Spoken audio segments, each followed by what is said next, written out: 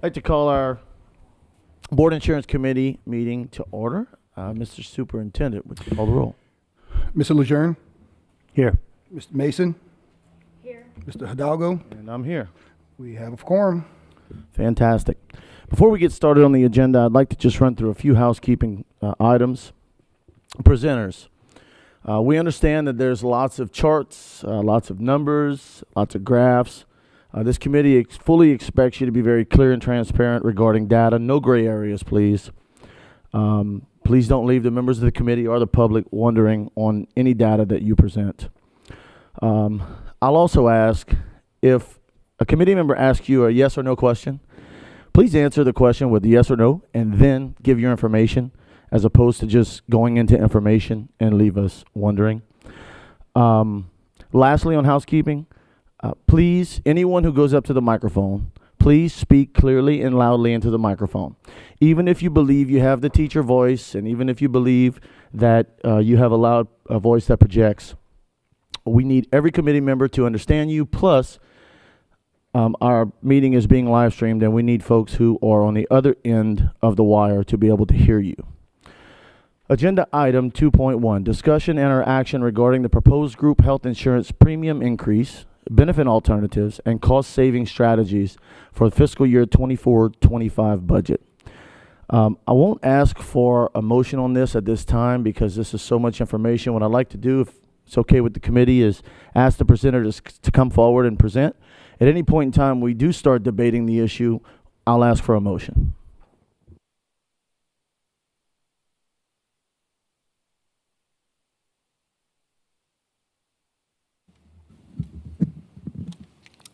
Good morning, members of the board, Superintendent Touchette. My name is Trish LaBeouf. I am the Director of Insurance and Benefits. As of March 1st, Lafayette Parish School Board appointed a new group health insurance consultant. There we go. Let's try it again. Lafayette Parish appointed a new group health insurance consultant. Her name is Ms. Janae Arcana. She's going to speak on agenda number 2.1 this morning, and will provide additional detail to you per the information on the Hub report.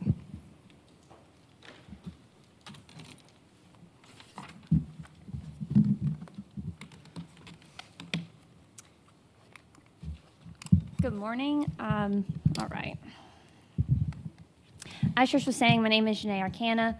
I am with Hub International as a benefit consultant, and I'm going to walk you through where you are today, the current fiscal year 23-24, what the projected shortfall is for this fiscal year. I'm also going to walk through the projection for the upcoming fiscal year of 24-25, mid-year premium increases, the enhanced plan, the Medicare population, and where we can go from here.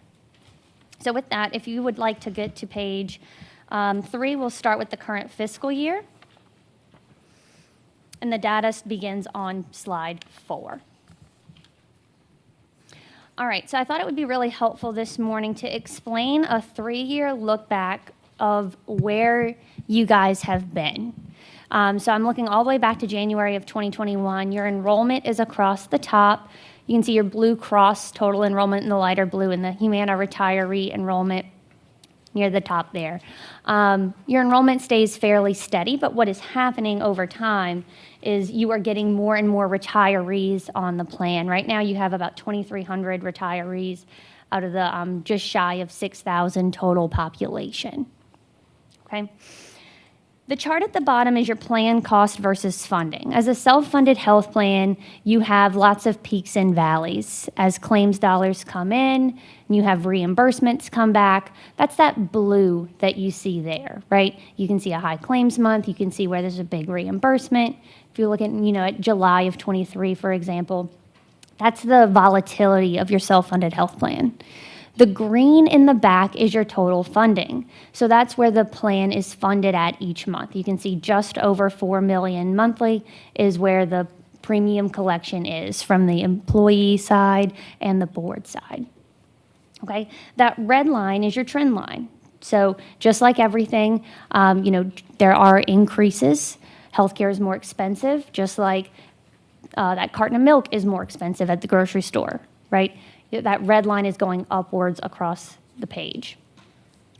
Now, what I think is really important to look at is if you go to page 5, so we look at your plan costs versus funding without any reimbursements, okay? And you can see over at the end of 2023 how high your expenses have gotten in a month. You can see you're spending close to $7 million monthly, and the plan is funded at $4 million monthly.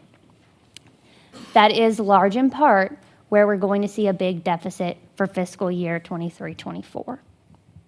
Does anybody have any questions about this is the graphical picture of your health plan expense.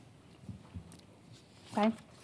On the next page is the exact same thing that we've been looking at, but with your dollar figures. It goes across the page, and I'm still looking at the same 3 years. So we've got, 6 months of a fiscal year in the gray column, 2 full fiscal years in the yellow and the blue, and then July to December of 2023 in the green. All right. Your enrollment is across the top. You can see your average medical enrollment that is on the self-funded plan decreased just slightly for the current fiscal year, with your average Medicare Advantage enrollment going up. Overall, though, your total average enrollment right about the same as it has been in the past. You guys stick pretty true to total enrollment on the plan. All right, now we're going to get into your claims. Before I start this chunk, I'm going to reference that percent change column between the blue and the green frequently. That percent change column is annualized. So your medical claims for this fiscal year at $20 million or $20.5 million is up 18.5% over the prior fiscal year. Your pharmacy claims at $8.1 million, also up 18.3% over the prior year. And the EGWP pharmacy claims at almost $2 million are up 16.6%, for a gross claims increase of 20.9%. All right. Your fixed costs are down just slightly. That's coming in at $2 million for the first 6 months of the fiscal year.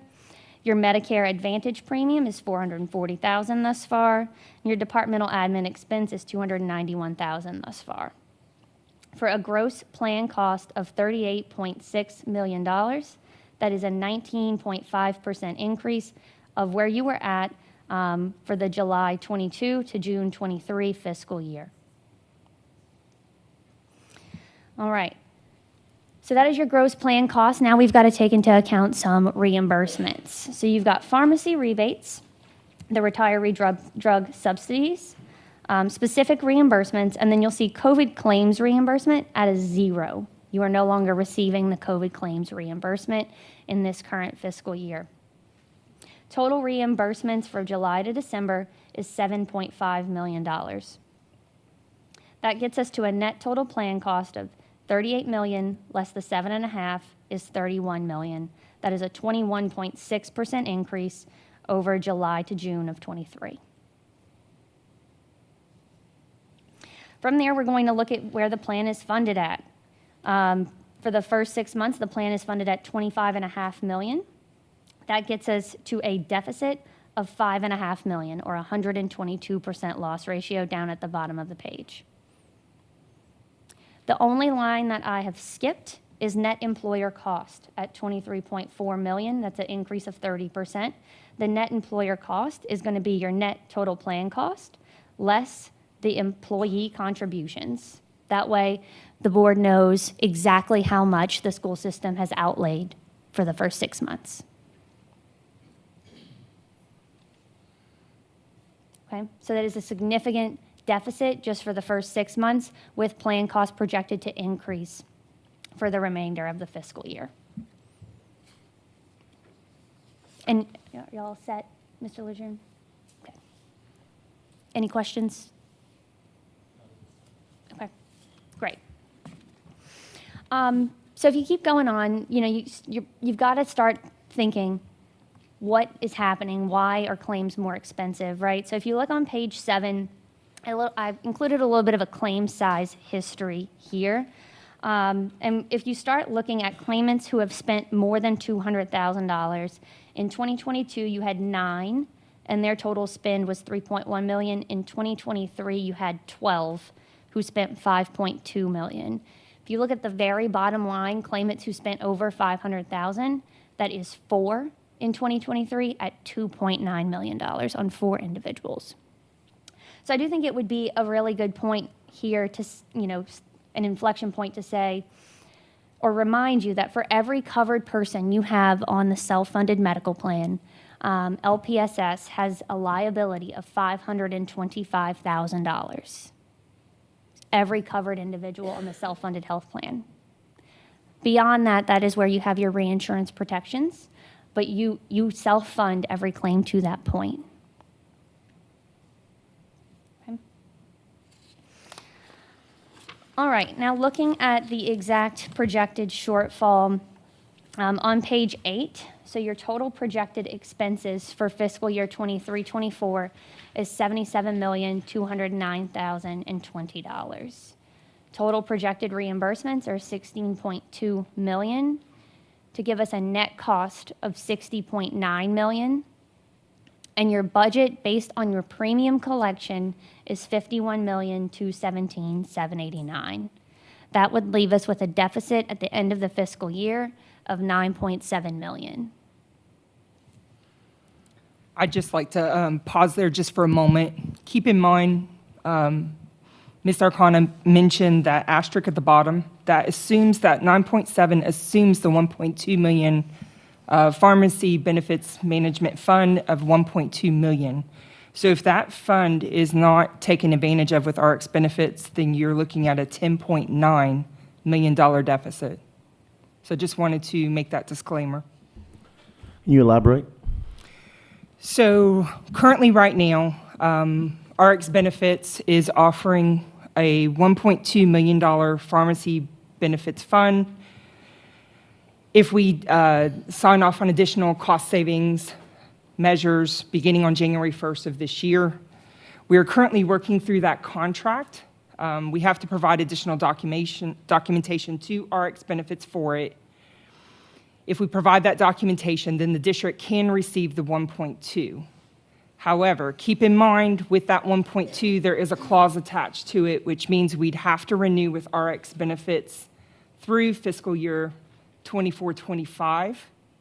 So if for some reason we do not renew with RX Benefits during that time period, that 1.2 will come back to the district through claims and billing essentially, or it will be removed from our additional reimbursements and rebates that are still due to the district, and it will be added back in. So please keep that into consideration. That includes the 1.2. However, if we don't renew with RX Benefits, then that 1.2 is added back.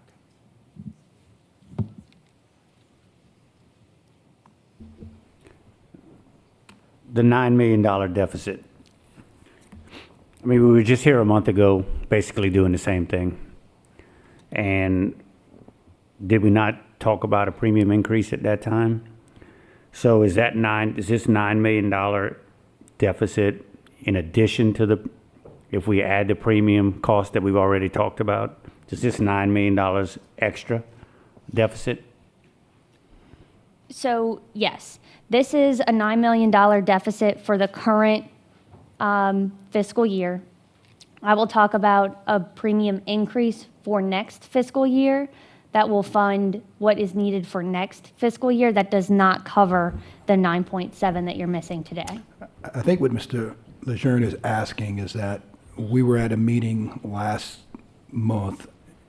What was the projected number? Did we project this $9 million last time, or we never gave this $9 million to the insurance committee last time? At the time when we previously came, about a month ago, Mr. Lejeune, it was 4.1 million. 4.1. We've reassessed. We've done some checks and balances with regard to HUB. We're working with the accountant, and LPSS Insurance has reevaluated the calculations again. We are at that total that you're seeing on the screen. And Ms. LaBeouf, this is as of, we're thinking ending on June 30th. This is our projection to be Correct. It's for this fiscal year, so ending on June 30th for 23-24. That we're not even having discussions currently about next fiscal year, 24-25. So I think she's saying we're not at the 9.7, but our projection is we're going to be at the 9.7 on June 30th, even though it's March right now, or, yeah, we're March. It's a should fluid be. projection. However, we feel fairly confident with those numbers. We've ran back through them. We've projected them out based on contract changes, based on additional bills and changes that are coming through. And all three of us have collaborated and are certain of that fluid number.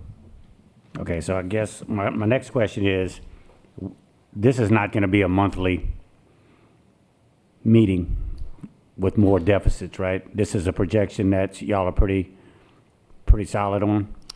It's going to be fluid as bills come through, expenses and revenues. That number is going to adjust, but we have verified every single account, gone back through, looked at them with Hub.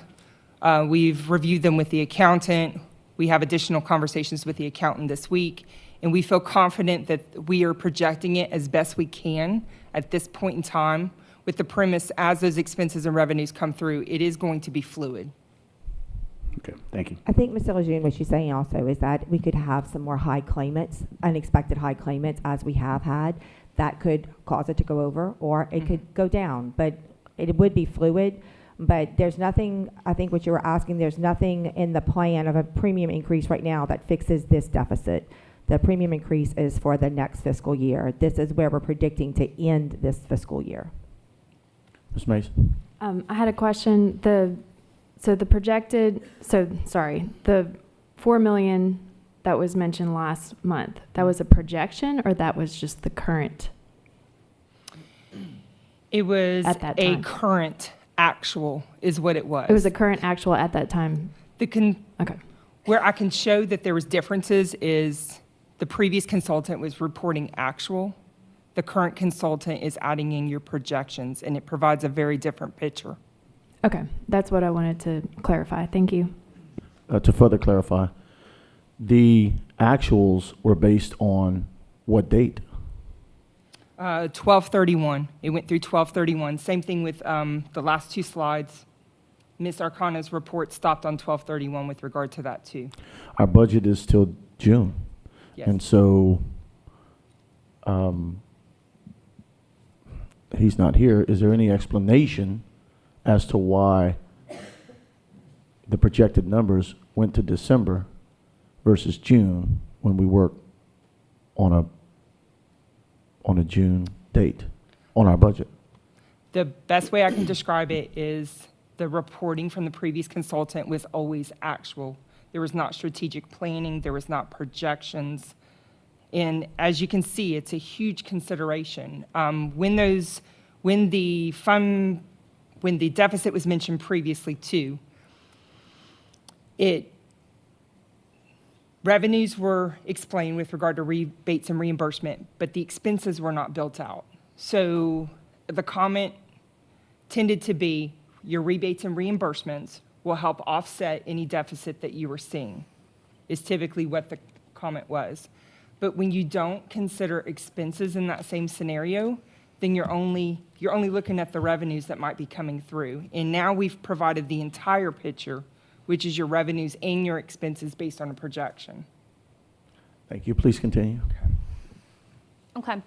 So on page 9, a little bit of how you have gotten here. A picture is provided to show you your historical rate action. You guys are in the blue, that darker line, versus Siegel trend. And Siegel is national medical trend. On average, since 2010, that trend has been 6%.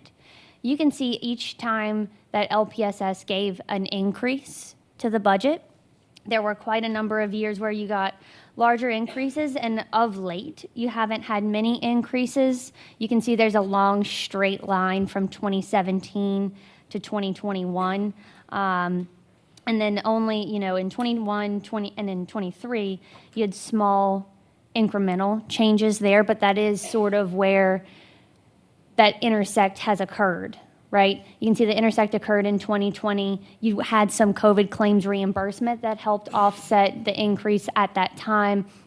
And now we're sitting here in 2024 where you are very far away from where national medical trend is on a health plan. This is just for illustrative purposes here. I do want to pause for a moment. Ms. Gardner, can you pull up that one slide with regard to the historical look-back premium, the one to your left? Yes, ma'am. So I just wanted to provide this just as a stopping point, just so you can look at it. We did a historical look back from 2010 to current, and as you can see, sometimes there were premium increases twice within a given year, and if you look at the totals, upwards of 20 and sometimes 17% collectively. If you'll notice that 2016 thereafter, the premium increases, the percentage of increase is lower when you can visually look at it from a chart perspective. So just wanted to pause for a second and allow you to view it. To go back to the question a second ago about the difference between, the actual number versus projections.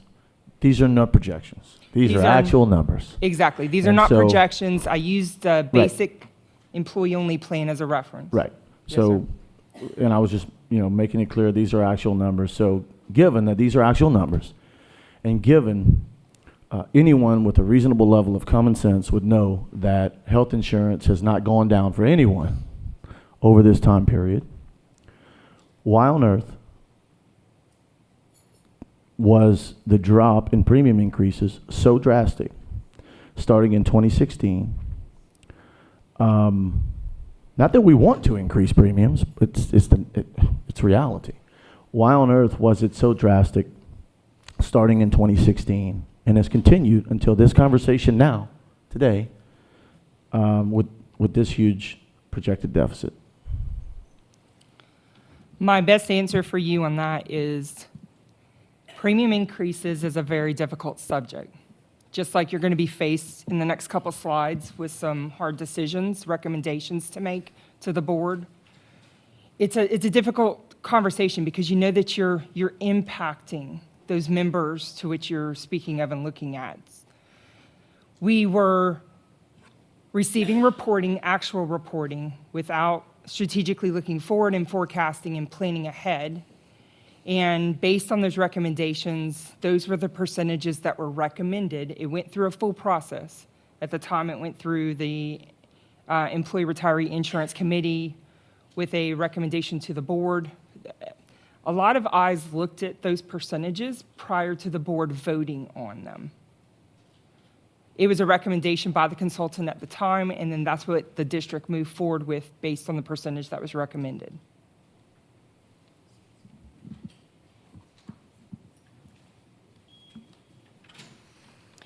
Okay, I'd like to move forward and talk about your upcoming fiscal year 24-25.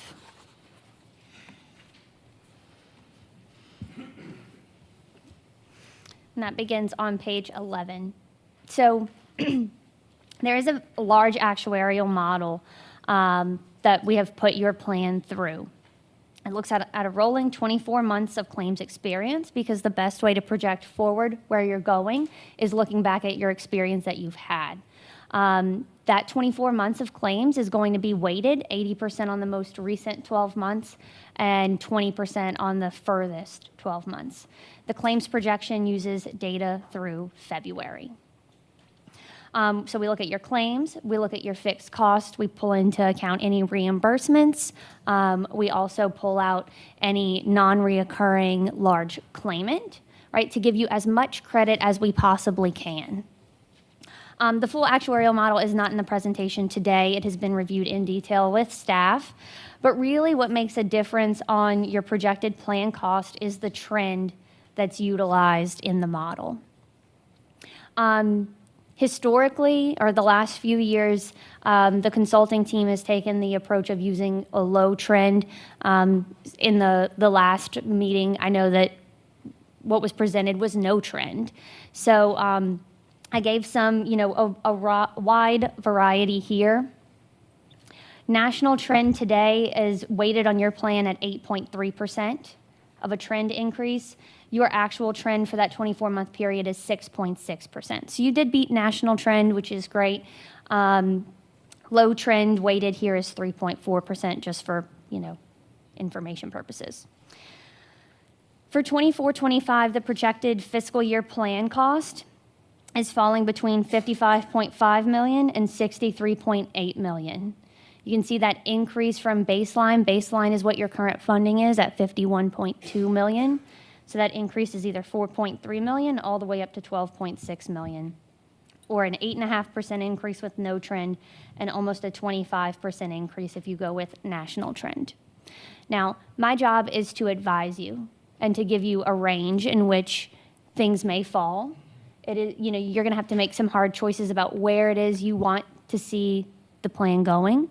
And this is taking into account no plan changes at all. Nobody does anything differently, right? I think we can all agree sitting here that looking at the increase needed, we cannot afford to not do anything differently. Okay? So looking at plan design change options, you do have a January 1st plan year, so these plan changes would go into effect on January 1st, and you'd have a 6-month savings on them. So the plan changes that are proposed are in that middle column in purple. There would be a deductible increase and a coinsurance increase on both the enhanced plan and the basic plan, and just a coinsurance increase on the high deductible health plan. You can see the dollar figure associated with making that plan change for 6 months, and the total 6-month savings would be $1 million. The majority of your plan savings is going to come from the basic plan, where the majority of enrollment is, and in that coinsurance benefit. You could choose to make all of these plan changes or none of these plan changes, but I'm going to assume that you make all of them moving forward. Let's presume we make all of them. Mm-hmm. I saw part of the recommended action, and I know we probably shouldn't quite get into debating just yet without a motion, but I do, just a procedural hypothetical question. If we move forward with all of the recommended changes, which I am going to want you to, certainly clearly articulate, Mm-hmm. we're going to potentially open a mini enrollment for folks who are going to be really impacted at the, enhanced plan, mm-hmm. to maybe move down to a different plan. Well, then, what does your recommendation do if we see a huge flight of folks from the enhanced plan to the high deductible plan, which has a minimal impact as it relates to the recommended change? Then what does your plan recommendation look like as far as deficit, if that happens? It's a really good question. And there's a lot more detail, a lot more pages in. Let's move down. Okay, great. It'll be later in the meeting. Is that okay? Perfect. Okay, great. Okay.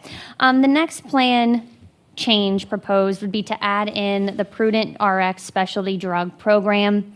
The Prudent RX is a patient assistance program that locates alternate funding for certain high-cost medications.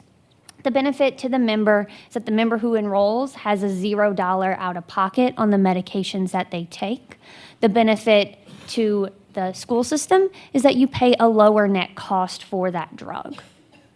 So, all things considered, we would recommend adding in the Prudent RX specialty drug program. The projected savings is $612,000 annually. That's going to be in cost avoidance, right? Because you're still allowing people the same medication. You're just acquiring it differently and saving money by not spending it, right? The proposed effective date of that change is July 1st. Does that change the relationship with RX? It is a program through RX benefits layered on top of CVS. I see the potential savings. What is the cost? So that, the savings factors in the cost. You pay the cost of the drug. This is a net number. Okay.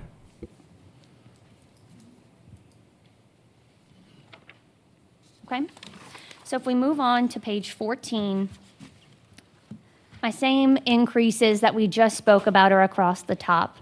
If I layer in the $1 million in plan design changes and the $600,000 from the Prudent RX, we have $1.6 million in savings, and that impacts your projection, as you can see down below, and it decreases that national trend increase of 24.7 down to 17.7.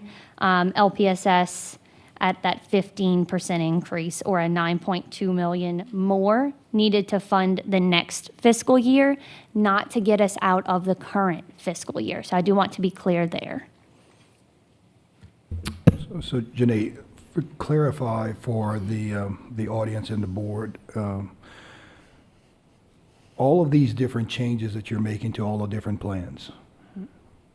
If you do this, do we have the same increases, or you recommended the same increases as far as the premiums are concerned? So if you make these changes, the premium increases you would need are at the bottom of this page.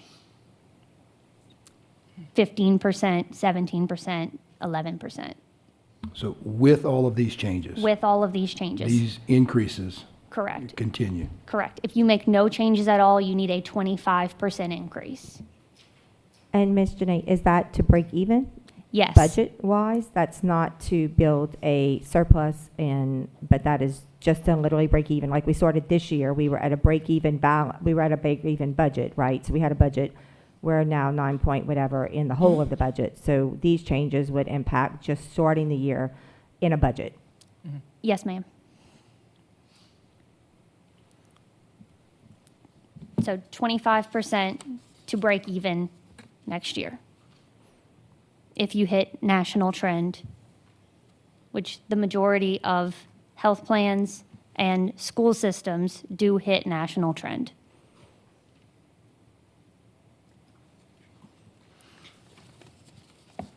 Okay, so that is a significant increase, right? Any significant increase from a premium perspective typically would trigger an open enrollment opportunity, right? Just like, your homeowner's insurance. If your homeowner's insurance company comes to you with a 25% increase, you have the choice as the customer to renew, to go somewhere else, to do something about that 25%. You don't just automatically have that coming out of your, mortgage, right? With no impact to you or ability to make a change yourself. So if you go to page 16, we would have to allow the employee population to make a change if a significant premium increase were to occur.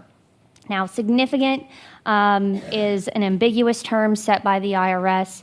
As the administrator, LPSS will determine what is considered significant. So I'd likely, Ms. Gardner, can you pull up the rate chart for me? That might put this into perspective as we talk through the premium piece, the employee share. Yes, ma'am. So the district, depending on direction from the Board Insurance Committee and the board, can certainly provide a mini open enrollment for members. We can capture it before they leave. I put the dates of 5/9 after a decision based on the board budget approval to 5/31. So then that would capture them while they're still at school. We could communicate with them. We could tell them what's going on. We could market it, ensure that everyone's aware. Should you go with any type of premium increase that you see there. Based on Ms. Arcana's information that she provided earlier, I provided a range from 5 to 15% that would give you a perspective of how members would be impacted. And Ms. Gardner, if you show that first column where it says member participant impact, it will show you how many members are under that particular plan also.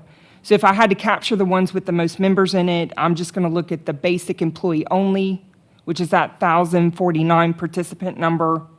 We've got the retiree only Medicare A and B, We've got retiree plus one, both with Medicare A and B. The enhanced plan will be highly affected because it's the most costly of all the plans, enhanced family in particular. And then high deductible family plan has 449 members in it, but the cost in perspective is the least of all the plans. So just wanted to provide a rate chart and a perspective so that you could see the impact of each percentage that you would be deciding on.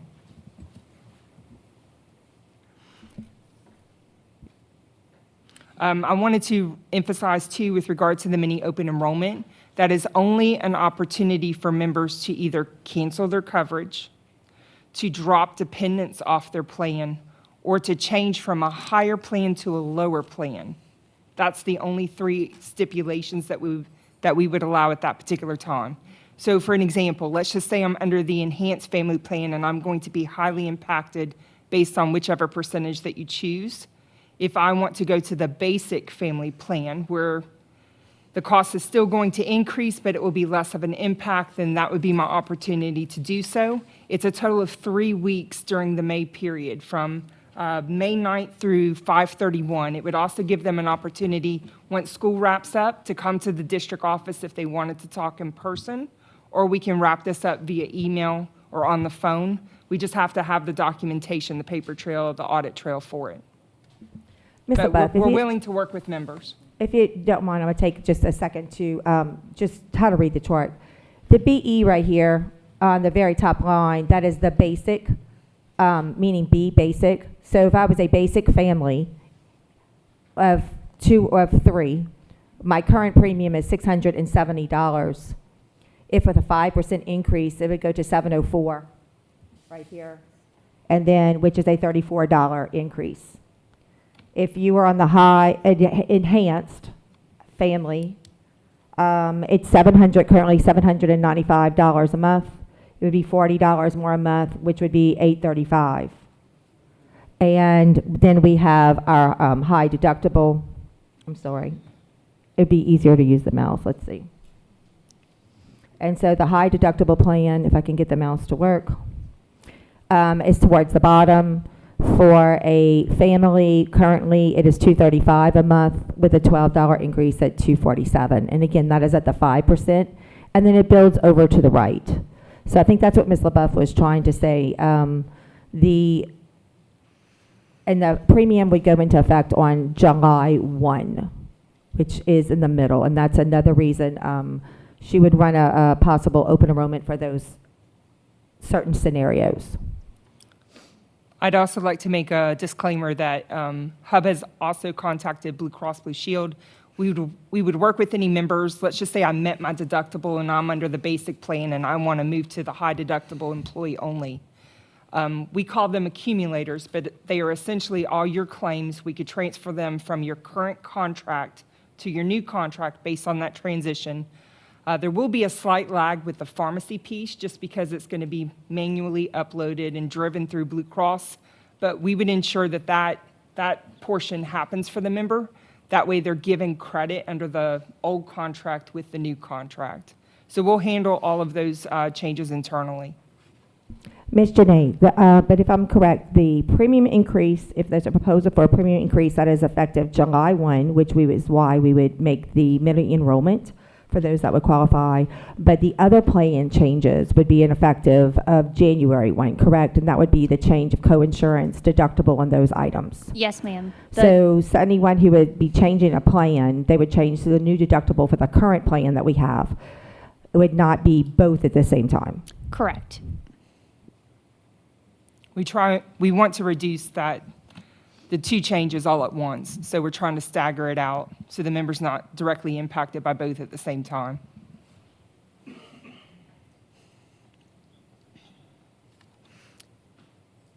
Okay.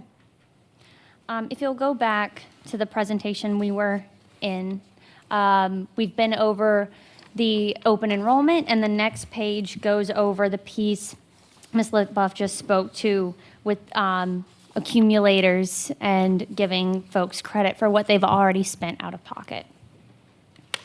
All right, so I wanted to take a minute to look at the enhanced plan. I know there's been a lot of discussion over time about the enhanced plan. Is it more expensive to the school system? You know, how is it performing? One thing I will say or want to remind you of is you have, again, the responsibility and the liability of $525,000 on every single person, no matter which plan they choose. Okay? Some of your large claimants, you think about the top 4 that spent, you know, over $500,000, whether they were on the enhanced plan with an $800 deductible or the basic plan with a $950 deductible, that additional $150 that you would have collected from them does not do you a whole lot in the grand scheme of your $70 million spend, right? So that's why even making those small plan changes that we're talking about, yes, there is some impact to the budget, but it's not going to save the day. I do want to be clear there. So looking at your enhanced plan, it does have the lowest participation at 14.5%. If we looked at eliminating the enhanced plan, we're going to assume that most participants are going to choose the basic plan. They're not going to jump all the way to the high deductible plan option. You can see the difference of benefits laid out in that bottom chart. So again, as I was saying, you'd collect $150 more in a deductible for an employee only, which is where majority of your enrollment is. You'd collect $450 more in the deductible, but really where the rubber meets the road is the maximum out of pocket. The difference for an individual is $750. There is no difference for a family. The maximum out of pocket is set the same for the enhanced plan and the basic plan. Okay, so if you go on to the next page and we talk about what it would cost if we remove the plan. So if I assume the worst, right, and every single person hit their maximum out of pocket for the year, the most that the full self-funded health plan would collect from shifting everyone to the basic plan is $285,000. It's 380 employees at employee only times that $750 differential. Now, historically, 72% of your population spends less than $2,000 in claims, right? Like I said, it's the large claimants that are driving up the cost. It's not necessarily everybody that, you know, has regular healthcare expenses. So that 285 is greatly overstated and is probably closer to somewhere around 75,000. Now, if I look at your contribution cost, you would lose $66,000 in premium collection from these individuals. Premium collection of everybody on the enhanced plan today is $336,000. If you move everybody to the basic plan, it's $269,000. So the net savings to the enhanced plan is a maximum of $218,000. I think it would be a wash, to be honest with you. Okay. The benefit of the enhanced plan, you can keep going to the next page, is that, you know, employees have a copay. And they enjoy the copays. They pay more for those copays, right, to keep the plan. In my opinion, it's not the best buy. You're paying more for premium for the same out-of-pocket maximum, but there are certain individuals who need the stability that a copay can provide them throughout the year, and you are offering them this by having this enhanced plan option.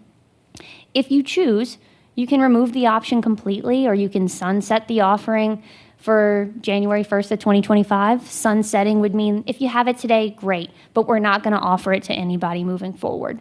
No matter what you do, I would not recommend factoring any type of savings into your budget for it, or any type of added cost, really, because as you can see, the net differential is too close. So it's not going to do a whole lot for you by way of total overall self-funded plan spend.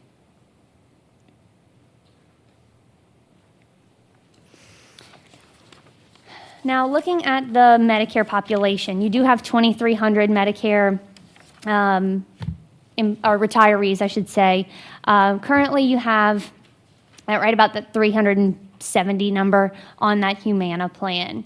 We did get some alternate quotes for a 7/1/2024 effective date. Not that you would move for 7/1/2024, but to see what the price would look like if you had or what it might look like in January, right, to help us project, because this is a fully insured plan, and what alternatives might be. okay? The Humana plans, down at the bottom, you can see the rates. I will disclose, Humana plans have commission in them that cannot be removed. They are baked in with Humana. Humana will not remove them. Aetna, Blue Cross, and United Healthcare, these plan options quoted are net of commission. There is no commission in there. For obvious reasons, Aetna cannot be an option. It is an 83% increase in premium at $390 over currently you spend $213.21 per member who participates in the Humana plan. Okay. Blue Cross and United give some slightly, more competitive options. They are still an increase, and the Humana renewal option falls somewhere in the middle of the two. You can see with Blue Cross, Blue Shield, there is some red there. So there are some benefit takeaways to those plan choices. Okay? So a $50 emergency room copay, $1,000 maximum out of pocket, and there is non-preferred pharmacy benefits. So if you go to a non-preferred pharmacy, you'll pay a higher amount in copays for prescription drugs, right? That's the Blue Cross plan option. United Healthcare does have an 18.6% increase, but a slightly better pharmacy out of pocket. They're slightly worse, I'm sorry, at $1,250. Okay, there are some enhancements there on the next page, so you can see some value adds of different things that these plans would come with, which is great. There's some dental things in there, some vision things in there. All of these plans would need a lot more evaluation and consideration, but in the grand scheme of us talking about, a significant premium increase and a current huge shortfall, I'd be remiss to not talk about the benefit financially of moving individuals to a Medicare Advantage plan that's fully insured with a set, premium per person. So if you move on to page 25, there is a preliminary analysis provided for you for your review, and I have estimated on the high end of savings. But the easiest thing to look at here is your total self-funded medical plan cost per retiree, so Medicare eligible, right, not enrolled in a Medicare Advantage plan, is $453.47 per member per month versus the Medicare Advantage premium at $213.12. So you can see that, the LPSS is spending a lot more for those that are on the self-funded plan versus those that are on the Medicare Advantage plan. Again, this is all preliminary and illustrative in nature, but there is a significant cost to keeping those on the self-funded plan that do have an alternative option elsewhere. So I'll just step in there for a brief moment too. LPSS Insurance has also run these numbers. We were beginning at about a 4.5 million and upwards. I believe a 4.5 to 7 million range is a comfortable range to initially look at the transition of moving retirees to a Medicare Advantage plan. With that being said, there's many factors that are involved here. You've got eligibility, meaning the member has to have Medicare A and B. There could be prescription disruption, to which we would look at, medical, physicians who obviously have to accept Medicare in order for something like this to work, a mandatory Part B requirement for those who are 65 and older, the possibility of moving active members while they're still actively employed if they are Medicare eligible. So keep that into consideration too. It's going to take a larger deep dive, but we at least wanted to provide some initial numbers of what that may look like, but I feel comfortable with noting at least a 4.5 or higher based on the range that Hub has provided to the maximum of what you're seeing there, just as an initial stage of conversation.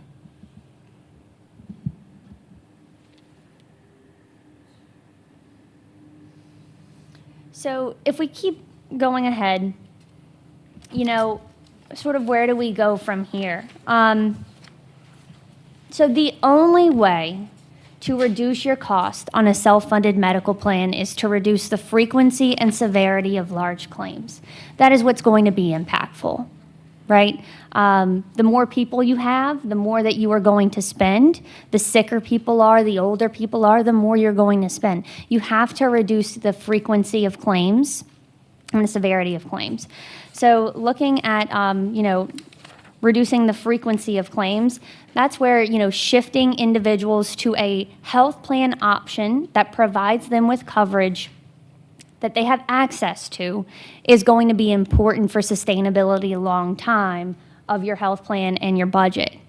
Now, certain active employees, right? They are working. This is the main health plan they have access to. We need to ensure that it remains affordable coverage and competitive benefits for them. You would, if I sat here and pretended like nobody ever left the district ever as an employee, that I would be living in La La Land, right? A benefits package is a large part in why somebody may stay at a job or choose to go and work somewhere else. You are in the business of educating children, and you need educators to do that. So keeping a benefits package that is affordable for the active population is very important, right? So again, I've made this point a few times, but for every person that we move from the self-funded health plan, $525,000 of risk is moved. And like I said, we want to ensure everyone still has coverage somewhere. We're not saying no coverage at all, or we're not paying for anything at all, but you do need to find a way to cover people more efficiently. I'll make a short disclaimer with that too. The actuary who reviews your CAFR has made notation of that for at least the last 3 years. So I'm sure we can go back and get additional information for you, but I just wanted to make that comment. Elaborate, please. I call it the CAFR. I believe it's named a different acronym currently, to which during the budget board meetings, you're going to get that information from Matt Dugas. But essentially, the actuary reviews your assessment for risk every single year. And then along with that, they make a recommendation. One of their recommendations has been, at least over the last 3 years, to remove risk from your plan, exactly with that first bulleted item with the 525 stop loss, to which Hub has reiterated a few times throughout the presentation. So that's all I'm stating, that this is just not a recommendation from Hub. It's also looked at from your financial perspective, from the actuary. Now, outside of reducing the frequency of claims, you can try to reduce the severity of claims. In reducing the severity, if you can curb your costs by just a small amount, right? Anywhere you can tighten something, you can save claims dollars. So, you could tighten up your current formulary, move all of your pharmacy benefits to an aggressive PBM with a bigger pipeline for alternate funding and alternate sourcing of drugs. Now, moving pharmacy benefits is a big deal to everyone, right? It is the most disruptive thing that you can do, is changing your pharmacy benefits. It's not impossible. You are at the point in which we probably need to look at making a significant change to everyone if, everyone will continue on the health plan. Okay? Outside of that, still in the vein of reducing the severity of claims, we talk about cost containment solutions to help impact certain subsets of your population. We use data analytics to determine where that spend may be most effective. At this current juncture, there's certainly tons of options out there. They are going to come with a fixed cost outlay that I don't know that you can afford at this current point in time to say, let me spend more on a program to potentially save money later, right? I can talk to you about all of these ad nauseum, but it's not what we are proposing today. This is a future planning discussion.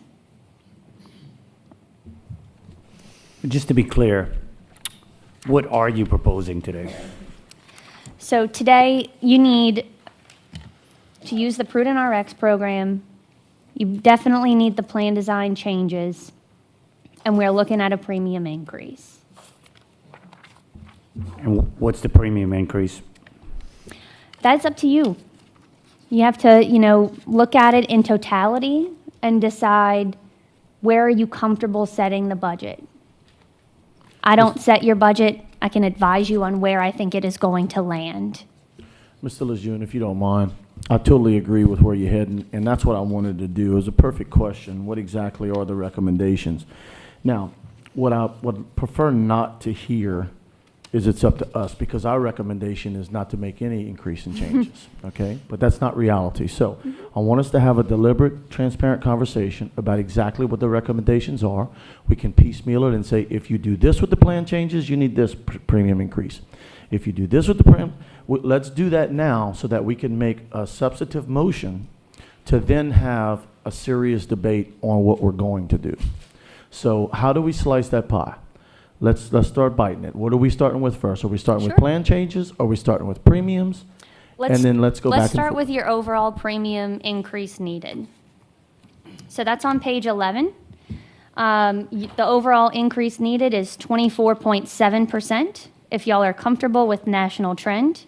If you're comfortable with using your own trend, we can decide that now. Which trend level do you want to use? Keep in mind, those considerations right there are without the discussed plan changes that we also discussed. Can we go to the Yeah. other slide? So we're just so that we're all on the same page, we're starting at the top of this chart. Okay? First, I would always be more conservative and say you need to go with national trend. If you'd prefer to look at your current trend, that's okay as well. I would not advise going with no trend or low trend.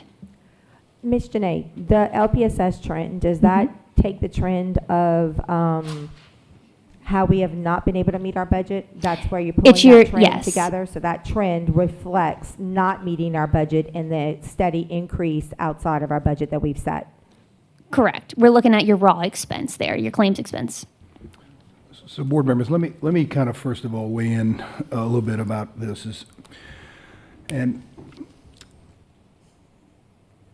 21%, 24%, if this is something that goes to our retirees or goes to our employees, I just don't feel like this is going to be something that we can withstand. I mean, I don't think anyone out there would want to take a 21 or 24% increase in premium. But I also understand that we have to do something about our budget. And, it's kind of like, go back to that meeting that we had, and there were lots of discussions about how we are going to be able to reduce our budget and try to make sure that this reoccurring funds is kind of reduced. Well, you all received an email from me, and I want to make sure that everyone out there is aware of that. We just had a 6.1 price tag that we have to pay by June to the charter schools, because when they gave us money in October and they saw what we had in February 1, there was about 800 students that are not here anymore, and that equals the $6.1 million that we have to pay to them. So I know we're talking about $9 million just to finish up this budget, but I just don't know if we can continue with playing with fire, because we are playing with fire. Because the only thing that this board can be assured is that if you have kids in seats and we're getting MFP dollars, we call that recurring funds. These one-time costs that we're actually paying out, we're fortunate in Lafayette Parish, but I'll tell you, it takes one bad year for us not to have the funds we have, and then we have no money to be able to offset some of these increases that are going on. I will tell you that I'm going to suggest that whatever decision that's being made, that we have to be bold and we have to be very much on top of this, because if I go to that classroom teacher and I say to her that I'm going to increase your premium by 24%, they're going to be looking at every school district around us to see whether or not they're going to be able to survive, outside of that. So I keep going back to, yes, we need to make sure that we're looking out, but there's going to have to be some things that you guys are going to have to make some decisions and recommendations to our board so that we can assure that we're moving toward. I would never, ever suggest that we give a 21 or 24% increase to our employees. So I guess, Janae, outside of that, if we don't go with a 21, 24, what is that bold way of, hey, you do something like this is exactly, you can see that there's going to be some results from it? You have to move risk off of your plan. If you keep everybody on the plan as is, and you don't make any big changes to your medical plan, meaning extreme, you're at the ACA limit of out-of-pocket expenses, extreme deductibles, right? Pharmacy management that is very, very tight. We are talking about you have one blood pressure medicine to choose from instead of 20. Unless you can extremely tighten your plan that way, or you can move risk off of your plan. If you do nothing, I'm telling you that your plan is going to cost you $63.8 million next year, no matter how you decide to pay for it.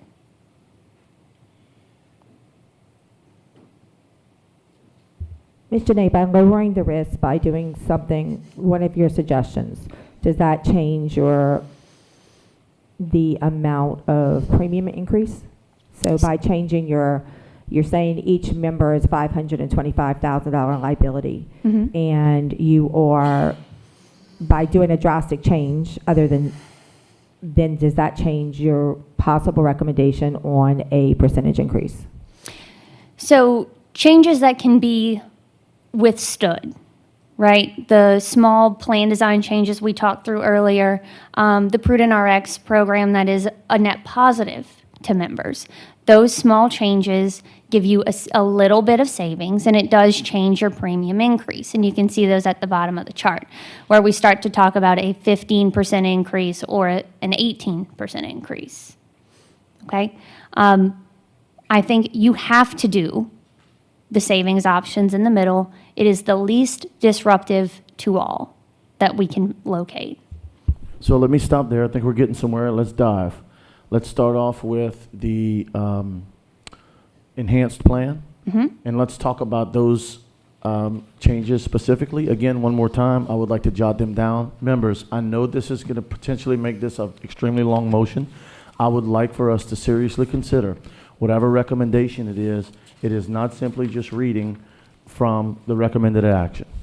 I would like us, every single change we're going to make, I know this makes the motion long, I would ask you to consider that be the motion, so that whatever goes to the board is deliberate, the public knows, board members know, and it's not just, benefit alternatives and cost saving strategies recommended. I would like it to be specific. It's going to be your choice because you're going to make the motion, but I just wanted to specify that. I'm going to ask you to articulate each one. I'm going to jot them down. Sure. And that way, every change that is going to be considered in the form of a motion will be in the motion. Is that okay? All right. Do you mind if I ask my questions as we go? You do Okay. your Thank thing. you. All right, let's go to page 12, please.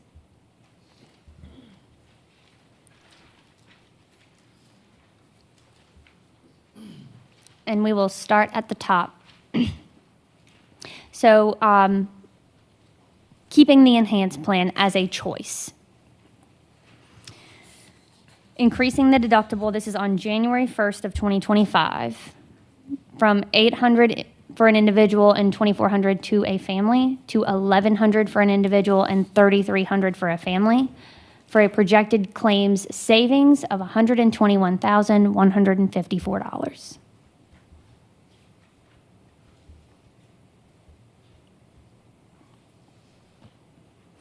Increasing the coinsurance on the enhanced plan from 80%, or decreasing, I should say, the coinsurance on the enhanced plan from 80% to 70% for a savings of $134,239.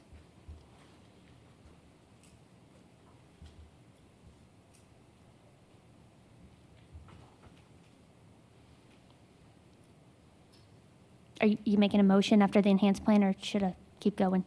No, we want to keep going, but Okay. All right.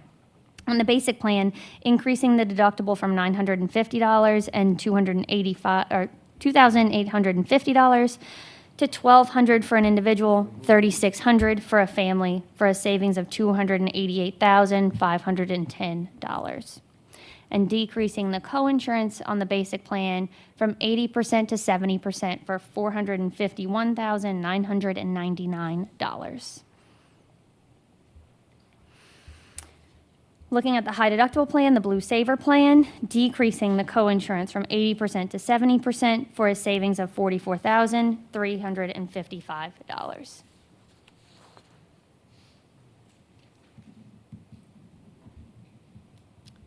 So a total 6-month savings of $1,040,256.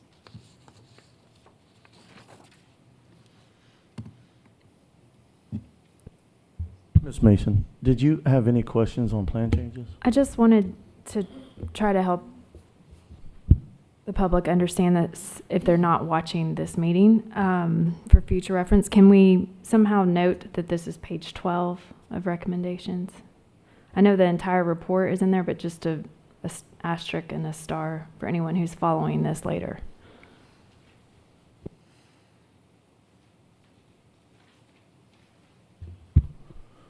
So, I mean, you just made note of it, but did you want to make note of it in the motion, or you just wanted it to be stated?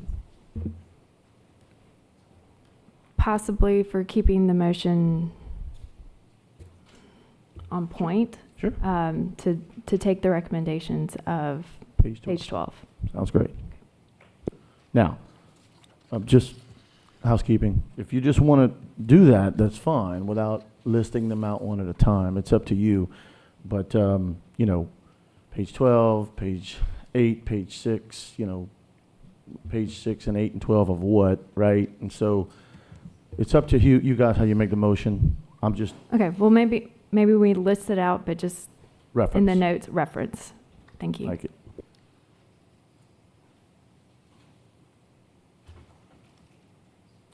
Okay, so these are the recommended plan changes that come from HUB, correct? Correct. And Ms. Trish, you agree with these plan changes? I do. I concur. Okay. Yes. All right, let's move along. Let's talk about premium now. Okay, great. If you will turn back to page 14.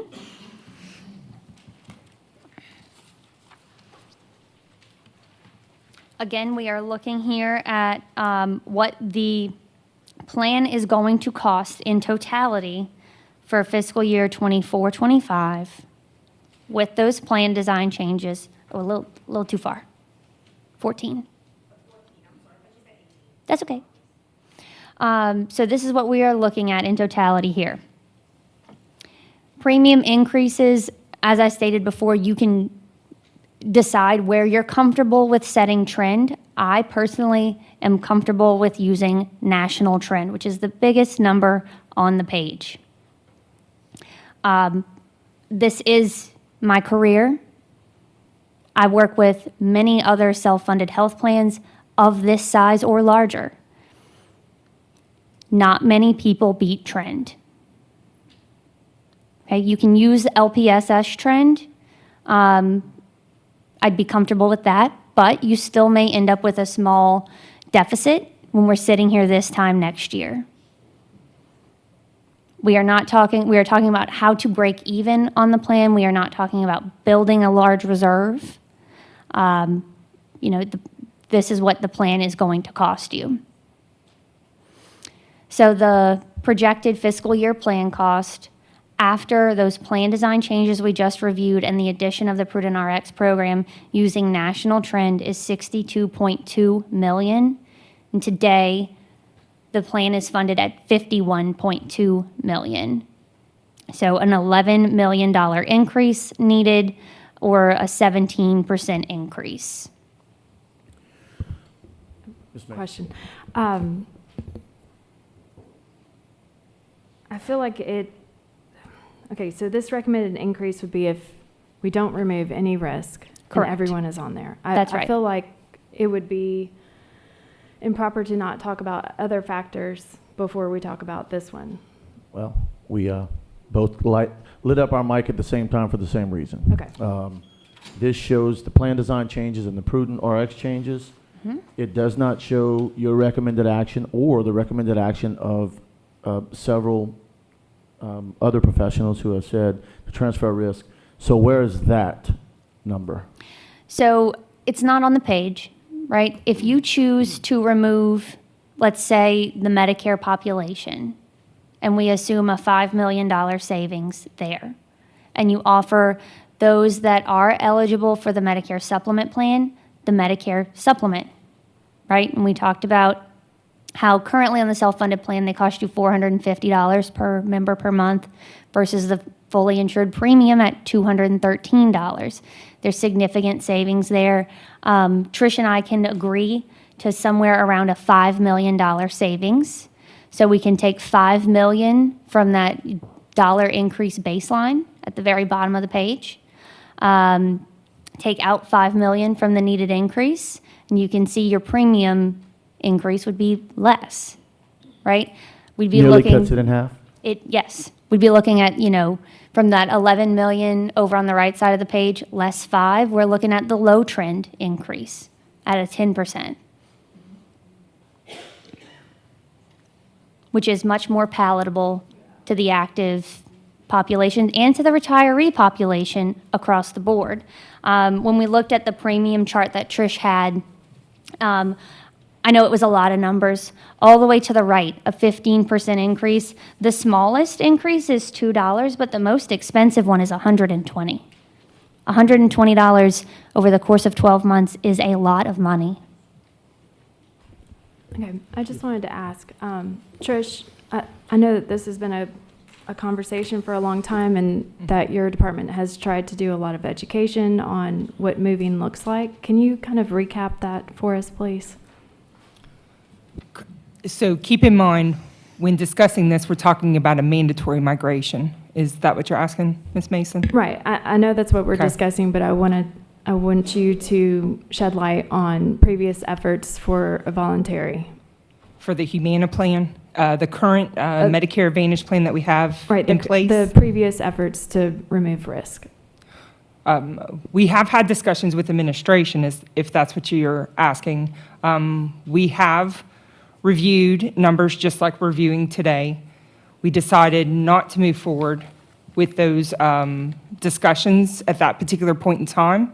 And now that we are continuing to have a larger deficit and it's not getting any better, we're exploring those options again so that we can review it and advise and make recommendations and move forward with whatever decisions are made. Okay.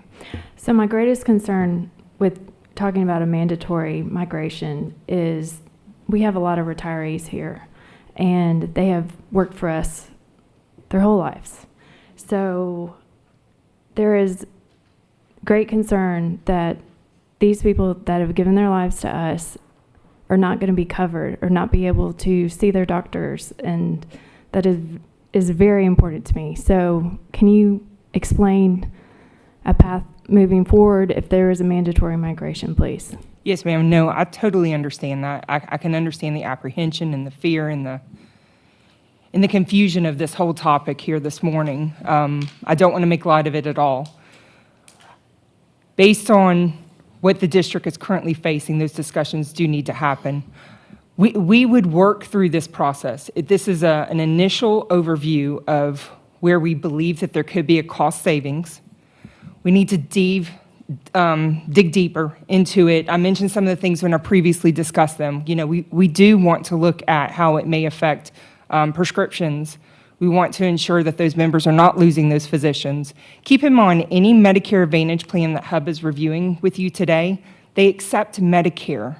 A large majority of our retirees who are under Medicare A and B are already seeing those physicians that accept Medicare because Medicare pays primary currently under the Blue Cross plan. Medicare pays first, Blue Cross pays second. I always say the best bang for your buck, you're going to want to see a doctor that accepts both. So they're already halfway there. I hate to describe it like that, but they're already likely seeing physicians that accept Medicare already. In those instances where I have a cardiologist that I trust and I've been with over the course of time, and they don't accept Medicare, I'm choosing to see that physician and perhaps paying my Blue Cross directly because maybe they don't accept Medicare. But that's the exception versus the rule. But we want to give it a lot of consideration. This is just an initial conversation. We want to dig deeper into it, explore all the many concerns that I'm sure are going to come about based on these conversations, and answer those questions. And then we move forward with it, we would have a mass communication, mass education with those members so that they feel comfortable, so that they can ask those questions, which I know are very alarming to them. You know, I have a mom too, I have a dad too, who is older, and I understand. So we would educate those members and ensure that their questions are answered. Ms. LaBeouf, this is not for a July 1 either. No, exactly. So in order to just get a rough estimate of a projection, it does state 7/1 on there, which could have been alarming, but we cannot project to 1/1 just yet. So we provided those initial cost savings on the slide that you've seen previously. Okay, can you go a little further into the term you use as a secondary insurance through Blue Cross? If there was a mandatory migration, what is the second part if a doctor did not take the Medicare portion? The way that it's currently, if a retiree has Medicare A and B on our plan, they would see a physician who typically has Medicare. If that's the case, then Medicare pays first. They roughly pay 80% of eligible claims. Blue Cross picks up as a secondary, and they pay the 20%. Based on that scenario, you have both Medicare and Blue Cross paying those claims and billing. Does that help? And I'll clarify in saying Blue Cross is not paying those claims. LPSS is paying those claims. Blue Cross is your administrator. It's a self-funded plan. So alternatively, looking at Humana, right? If you replace Humana with Blue Cross in the current environment you're in today, Humana does pay those claims because you'd be on a fully insured plan with Humana. Humana is the insurance company, not LPSS with Blue Cross paying the claims. Yes. So that is the difference. Specifically, what happens to a retiree, a patient, who is seeing a doctor that does not accept Medicare? What would happen in that particular case if there was a forced migration? They'll need to find another provider. Okay. I went to the last Humana meeting, and it was very informative. The LPSS did a great job. But at no time can I support forcing them and not giving them the option. I think for what they did to the system, and I have family members that are included in that, and I'm not voting on that by any means, but I think if we continue to educate, and it's the way to go, the retirees will make the right decision, you know, but I cannot support forcing them and not giving them that option.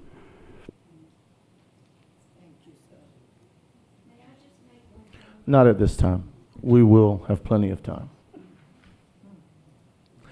Let's carry on. May I pause for just a moment? Ms. Gardner, can you pull up the cost to the district, the second tab on the spreadsheet? While we're having conversations with regard to premium, I want to put that in a dollar figure for you.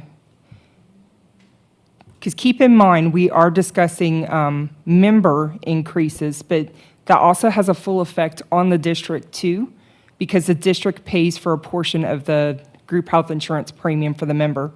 The district roughly pays 69%, the member pays 31%. So if you'll look all the way to the right in the gray column, 15% is an impact to the district of $6.2 million based on projections that we that we calculated just recently. So I wanted to make mention of that. It's not only impacting the retiree or the employee, it's also impacting the district.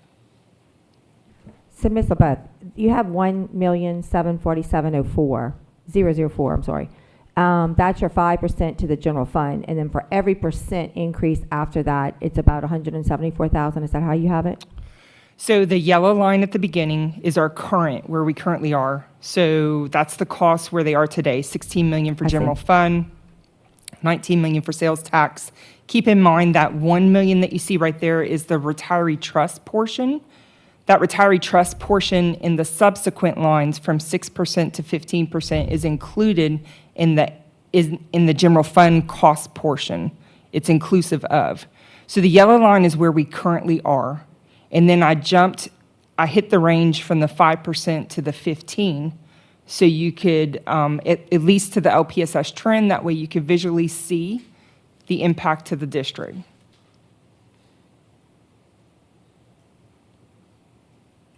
Mr. Superintendent? So, again, thanks, Trish. Again, my question is, and I'm just going to ask this. So the question has been, hey, we're going to force people, not force people. But I'm going to go back to is, what are we doing with these increases? I mean, we just heard Janae say that she doesn't feel comfortable with us doing anything. If we're not forcing anybody off or whatever, we are saying that we have to stick to these changes in the plan, but also the increases as far as what the retirees and our active employees will actually have to endure, which is 20%, 21%. I mean, I'm just going to say we're going to drive. I'm saying that it is going to take. I don't where we're going to go with this. I don't know, but it's going to be hard pressed to tell our employees that we're going to increase their insurance premium to 21%. So we've been hearing from the professionals for about an hour and a half. If it's okay, I think it's time to make a motion and start having discussion. Members, the motion is a motion. If it gets a second, it's on the floor for debate. We're going to open it up to public comment. We can still ask as many questions as we need to. We can change the motion if we feel we need to through an amendment, through a substitute motion, etc. Let's keep that in mind. Ms. Christie, I'm sorry to do this to you, but the motion, hopefully you have had a little time to do some copy and pasting. And bear with me. I'm going to make a motion, so bear with me so that I get this correct, okay? I'd like to make a motion that the committee, Board Insurance Committee, propose the following benefit and cost saving strategy changes to the full board for their approval.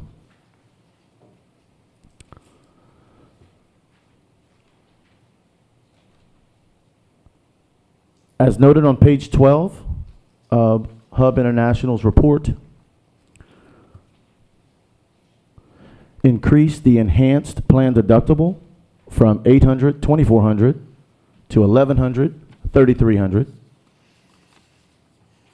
Decrease coinsurance from 80% to 70%.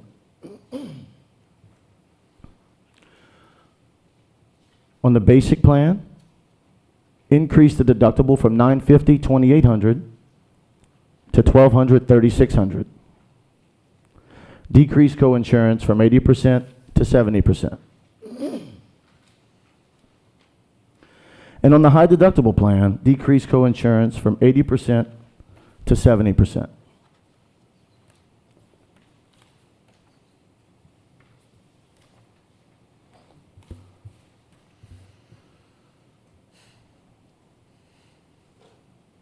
me get this right. Give me a second.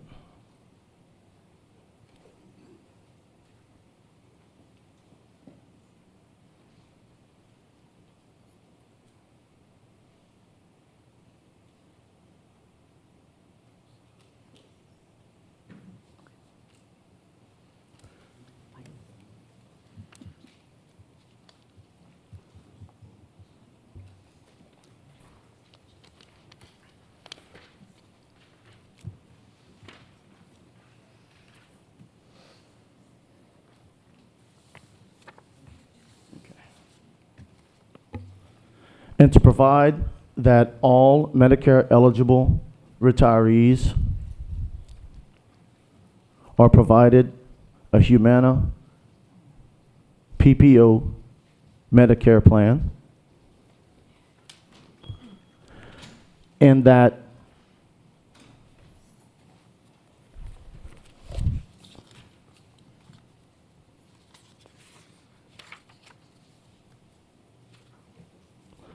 there be a 10% premium increase. Second. Okay, we have a motion and a second. Ms. Guidry, do you have all that? Okay. I would like to get that straight before we move forward, if that's Donald, okay. can we maybe do like a separate motion where we can take care of the plan changes and then each one of those, and I think it would kind of be, or you want to do them all together? You want to do them 3 different motions?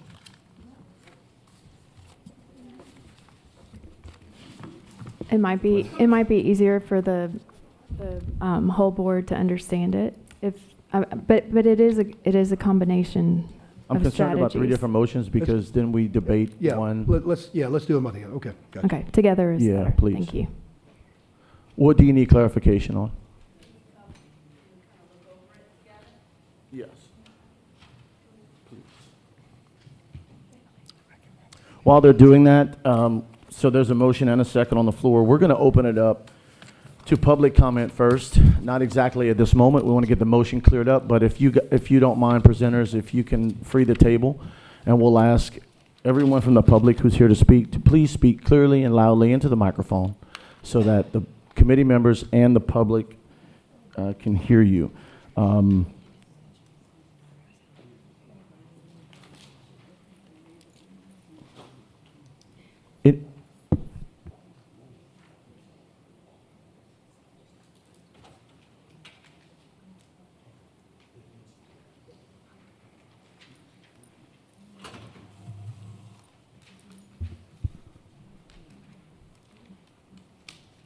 Ms. Christie, I did not mention the Prudent RX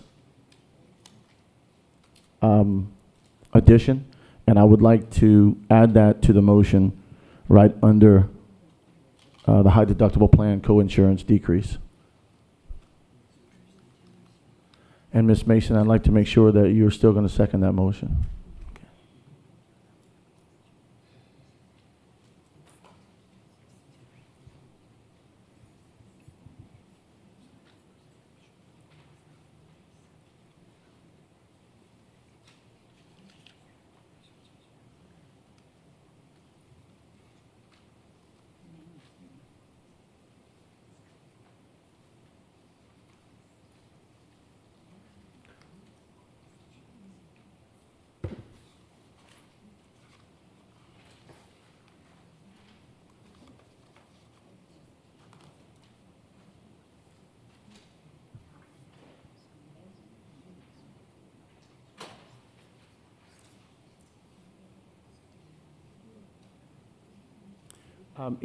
Whoever would like to speak first, we can have 2 folks sitting up at a time. I would request that you all please speak one at a time.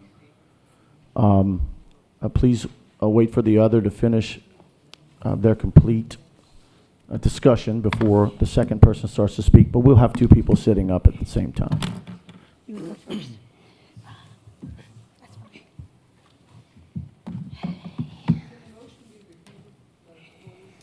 Sure. As soon as she's finished preparing it, we will.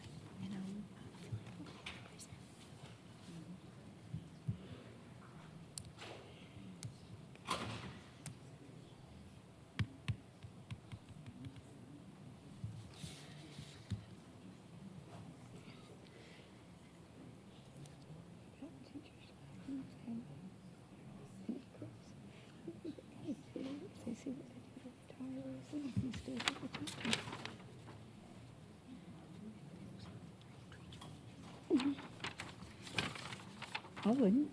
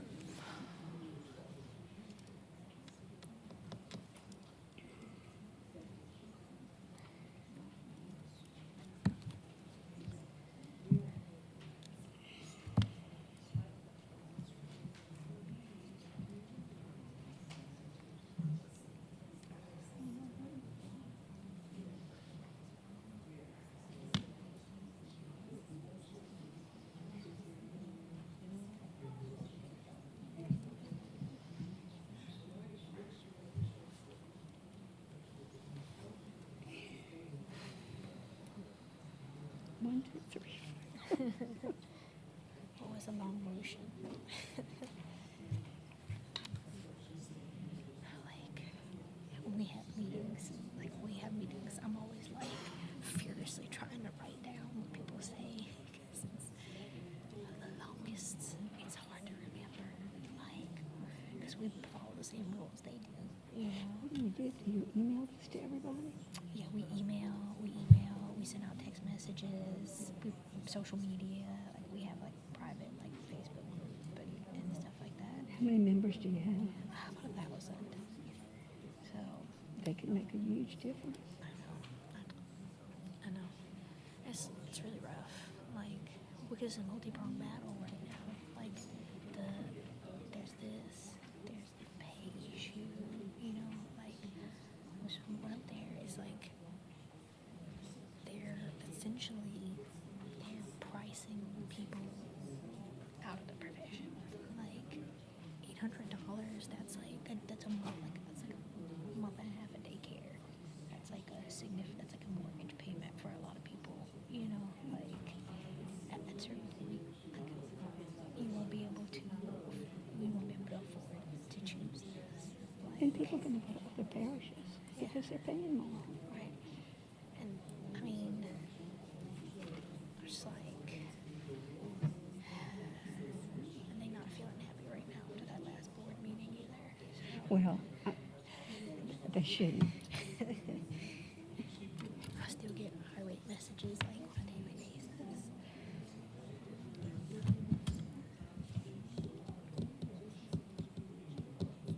Like I have this one teacher, she messages me every day, and she's like, I don't want to leave my school. You know, like I've been here since they reopened the school. Mm-hmm. 5 years. She's like, but I might.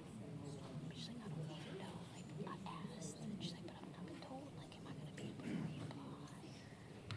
You know, like she said, I told them I want to reapply. Like I want to be considered and given the opportunity to reapply, but they haven't told me whether we'll be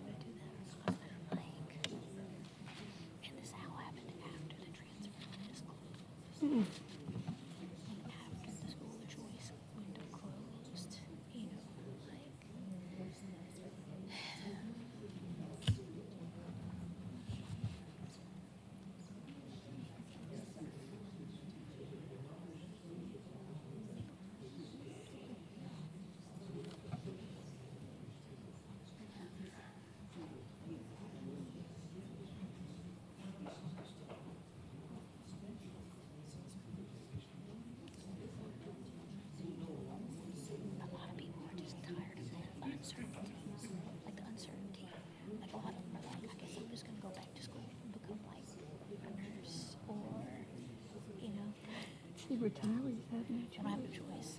And this is going to physically kill some of our reserves. It is a life decision for them. Right. Because there's one doctor, for example, that I did infusions with. He won't take any advantage plans. And you can't pay to go. You can't pay cash to go. Oh, wow. I'll tell you what, insurance would be so hard. We were having to try to find, my little boy's 7, and he's having trouble at school this year. And trying to find somebody who would take our insurance, who sees somebody his age, who's all the ones that see little kids or cash.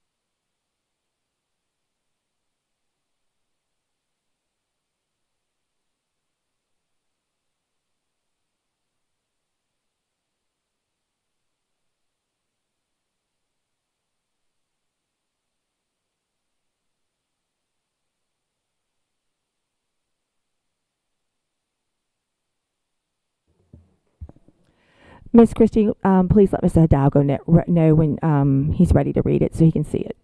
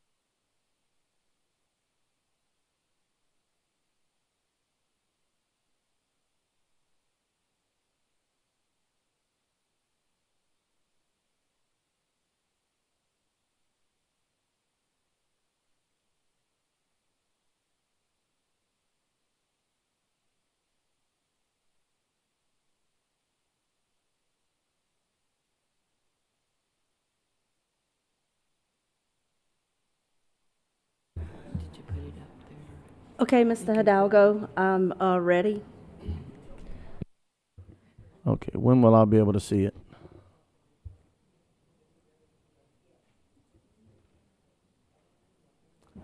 It's up on the screen.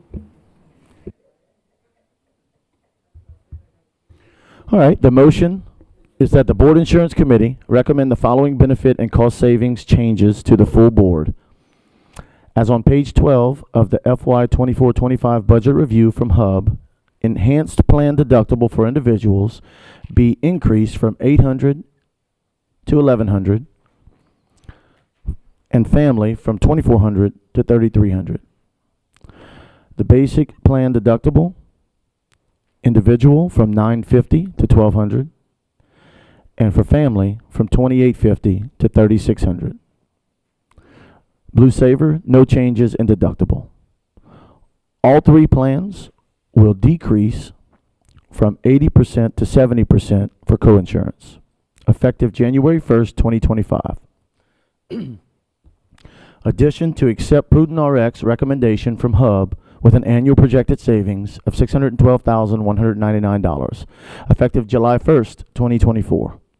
And to provide that all Medicare eligible members are enrolled in a Medicare Advantage plan effective January 1st, 2025, and that there be a 10% premium increase to enhanced, basic, and high deductible plans effective July 1, 2024. That is the motion. At this time, we want to open the floor to public comment. Please speak clearly into the microphone and welcome.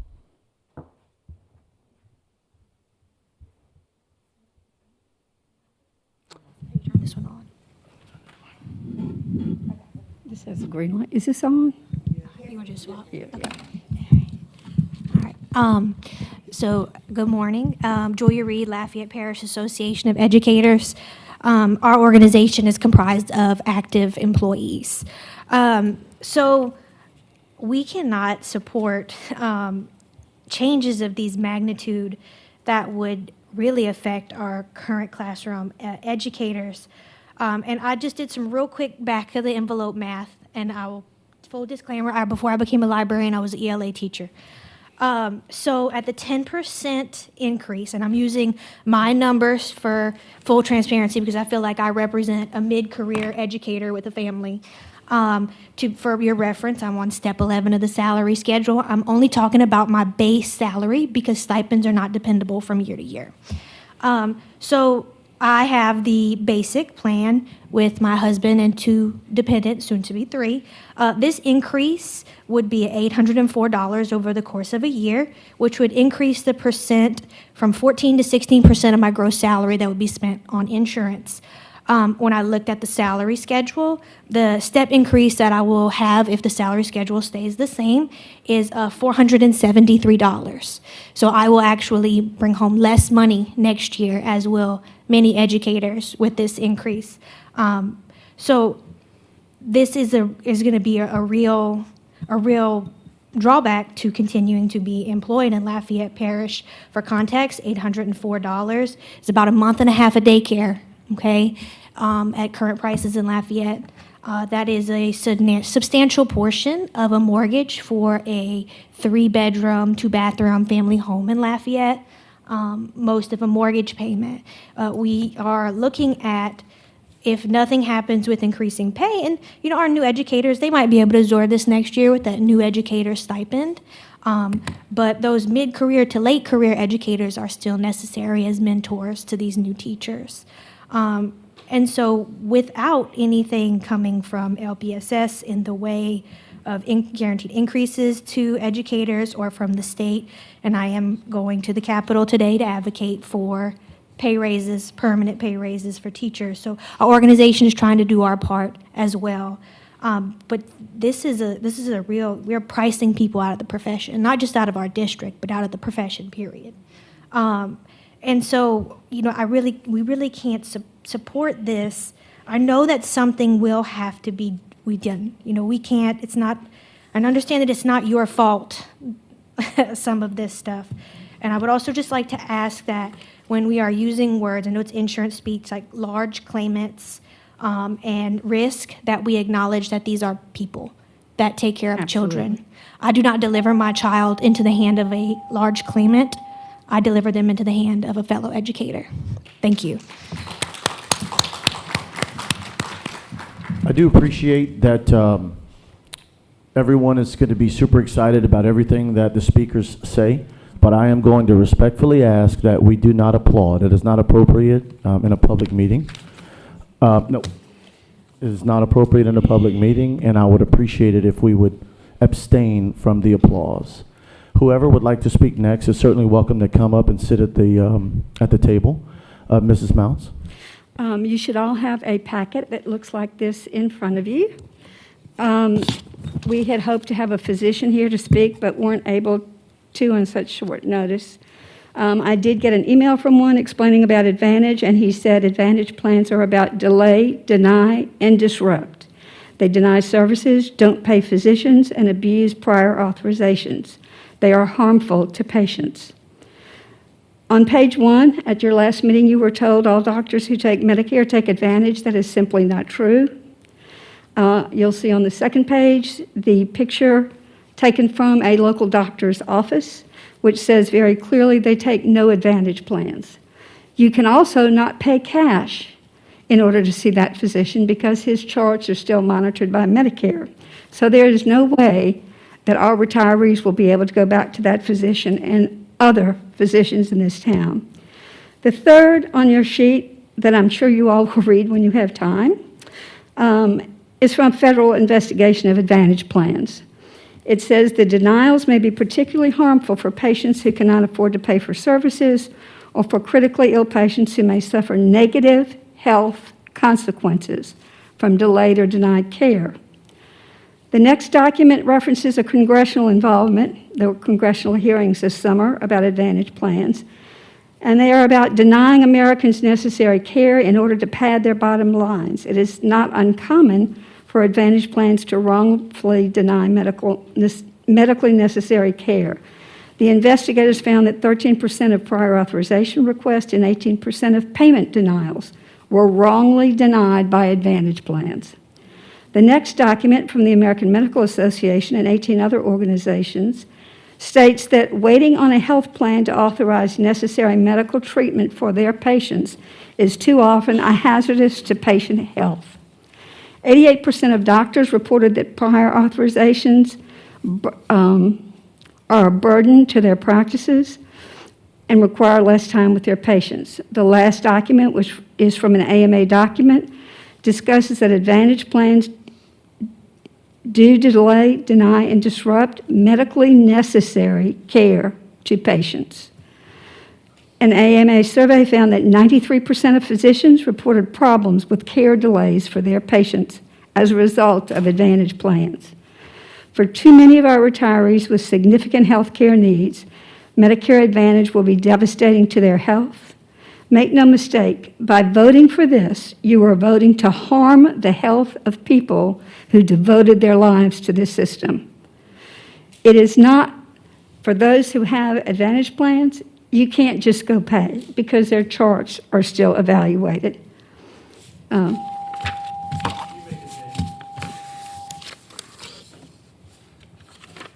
I urge you to find another option. I think there are other options. Our committee or panel never got to discuss this, which I think is unfortunate. I don't know that we would come up with other solutions, but this is not the solution. I don't think you know what you are doing to patient care and the health. Advantage plans are not what they seem to be on the surface. For those that Trish has put on, they have all been cleared for their prescriptions and their physicians. If you do a mass migration, that hasn't been done for all of these retirees. I mean, some of these people with physicians who don't take advantage, it's not about Humana. People are in the midst of infusion treatments with this physician. There aren't many other specialists like him in this town. They have no place to go. What would you have them do? Not get treatment? I had a call last night late from a retiree saying, do they just want us to die so they get their $500,000? That's what I was asked last night. And if you think you're worried about teachers staying in this parish because they get a high premium, what do you think those teachers are going to do when they see what you're doing to the retirees? You think they want to stay here and get treated this way? That's not going to happen. You're hemorrhaging teachers. And it's going to get worse. Thank you very much. Ms. Mounds, before you step away, if you don't mind, would you please tell me the name of the physician that has this sign on their door? I don't have his permission to do that. I'll be happy to do it privately. Okay, thank you. I have a point of clarification. Earlier when we asked Trish about secondary insurance, if you're migrated to Medicare, is there an option for a secondary, or is it just Medicare? You may not have a supplement if you're on Advantage. Okay. Thank And the other issue for the same question, if people who have physicians like this and need that care to keep them alive, if they were to try to go back to Medicare The problem is, because we have been on your supplement with Blue Cross Blue Shield, you are required to buy Blue Cross, to buy Medicare. Medicare has to sell to you. So they could not do the Advantage plan, and they could go to Medicare. The problem is they cannot get a supplement because the supplements are not required to be sold. You become a subject to medical underwriting, and so you can be denied supplements because of your pre-existing conditions, and you are denied supplements. I've spent the last week looking into supplements. So you're putting these retirees in a corner they have no way to get out of by doing this.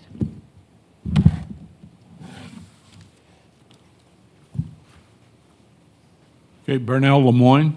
What I have to say has been said by previous speakers, Ms. Mason and Mr. Lejeune, that to me, the biggest problem is that it's mandatory, that everybody has to do this, and that you do not have a choice.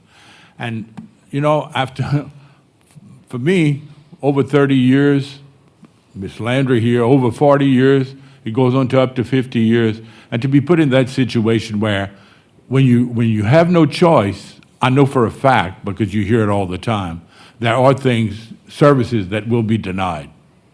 And something that you've had for quite some time, doctors and so on and so forth, that have been denied. That really bothers me.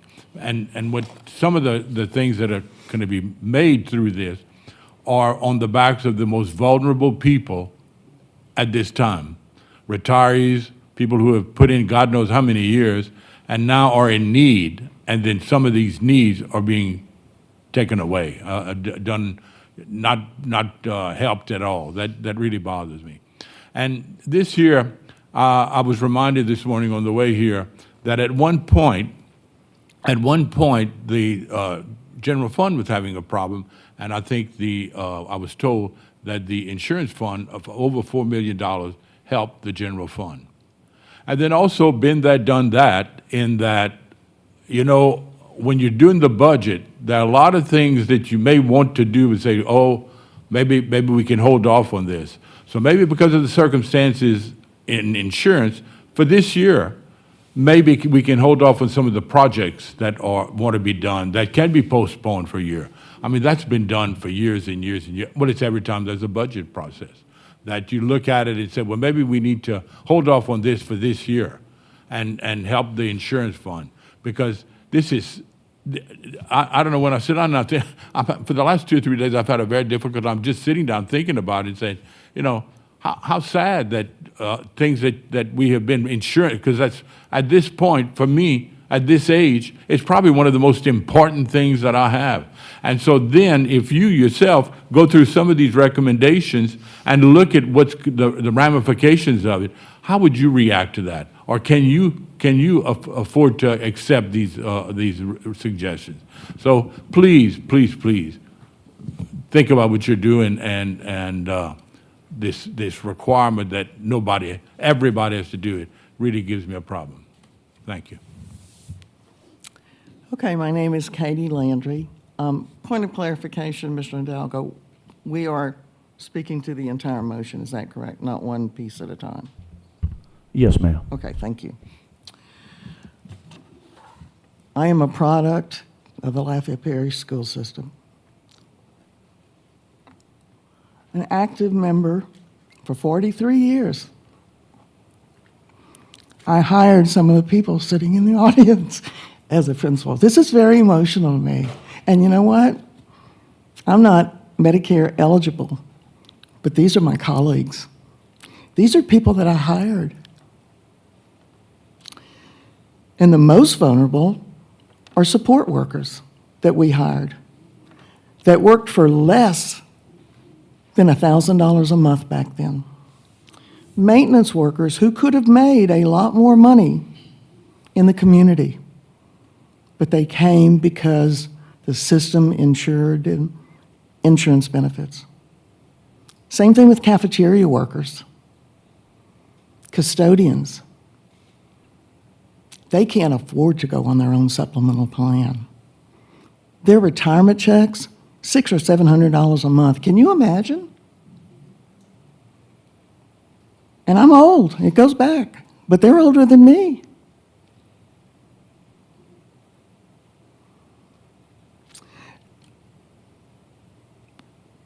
I'm going to speak first to the active teachers, which you're proposing, which is the plan that I'm going to be on. But my concern is not an increase in premium. We've voted on that before as a committee. My concern is not an increase in deductible. I'm willing to do that because I know insurance costs are up. That's reasonable. However, when you look at decreasing benefits to 70%, and we just found this late last night, so we didn't have a lot of time to do research. Wasn't a lot of time to check into this.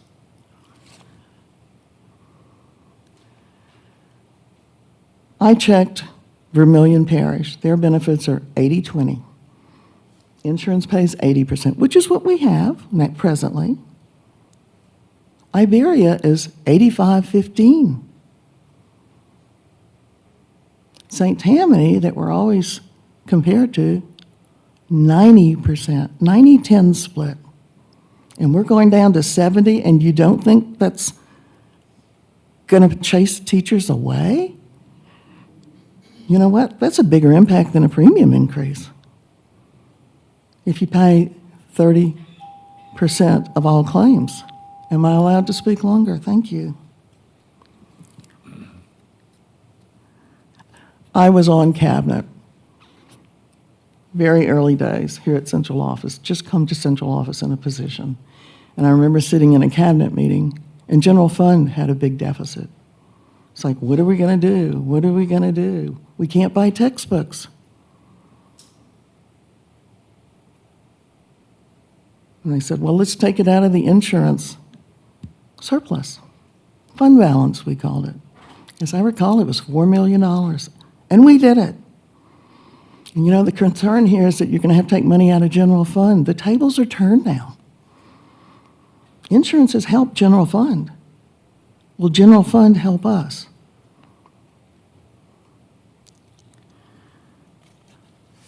Advantage plans, and that does not apply to me. But I did some research because I'm a representative on what used to be the Insurance Advisory Committee. It's now a panel. And I'm supposed to be representing all retirees. And I take that job very seriously. Advantage plans, they sound great. When you do research, every single source will tell you the bottom line for Advantage for insurance companies is money, to make money. You are no longer on traditional Medicare. I went to my doctor last week and just said, hey, look, there's a possibility that retirees may have to go on an Advantage plan. Her face dropped, and I said, do you take Humana Advantage? She nodded and made a face, and she said, run as fast as you can away from it. She said, denials are higher. There are delays because of pre-authorization, delay after delay after delay. And one of our biggest concerns is very few people get into rehab. They'll put them in a SNF unit for a week with 1 hour of therapy a day. Whereas if you go to rehab, you get at least 3 hours. That's significant, and that's coming from a local doctor. But upon further research, I found traditional Medicare denies 1% to 2% procedures. The average for an Advantage plan for denial is 22%. Now, that's an average. Some are higher, some are lower, but that's a huge difference. It's causing a lot of stress for patients. They're stressed out because they can't get care waiting on a pre-authorization. And it comes back, and it's like, no, you need to do this. And the doctor sends it back in, no, well, now you need to do this. In the meantime, they're missing out on treatments. An alarming trend that I found, and I can provide you with the research, the major trend now nationally is for hospitals to deny any Advantage plan. Mayo Clinic takes no Advantage plan. That is a leading cancer hospital in the nation. MD Anderson, which is where most of our people go, and unfortunately, cancer risks are high in this area, through no fault of our own. They take some Advantage, but I'm not sure they're not going to be close behind Mayo. 33% of the hospitals in Nebraska do not accept any Advantage plan. Vanderbilt. You find hospitals in North Dakota, the Carolinas, Ohio. I didn't list all of them, but that's kind of frightening to know that hospitals are beginning to say, you're going to have to go to another hospital. We don't accept Advantage. They also said they're a hidden cost. But the biggest thing, and doctors are concerned that an insurance administrator is going to determine what drugs you can take, and even the dosage.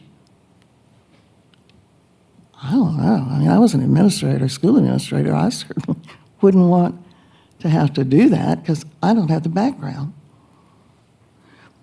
But one of the most alarming things was that it has been proven time and time again that when a whole group, a big group, finally gets on an Advantage plan, and it sounds great, your doctors are accepted, your premiums are low, your benefits are good, and usually after a year or so, the plan changes. So I guess my question is, if the Advantage plan changes, will LPSS pick up the difference for those retirees since they're in the 2002 tax? Or will you implement a supplement again?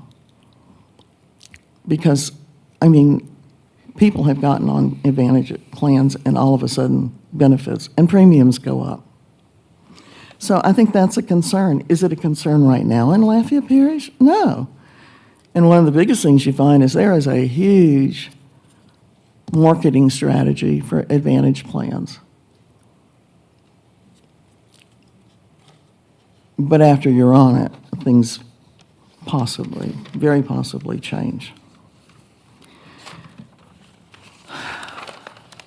You know, having been a product of the school system and worked in it, I can honestly say that it was always for LPSS about people,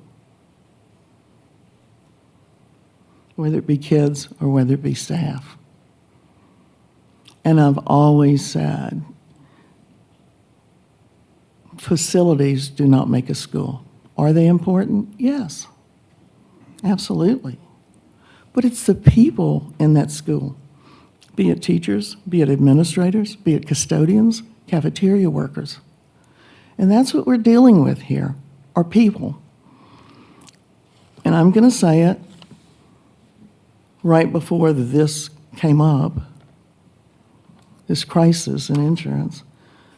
It was all over the newspapers and the media that there was a fast track, found $16 million to improve facilities. Mainly sports facilities, which, you know, and I understand that's important. Competitive, absolutely. But you got to weigh your priorities. And I know some of them have been on the back burner.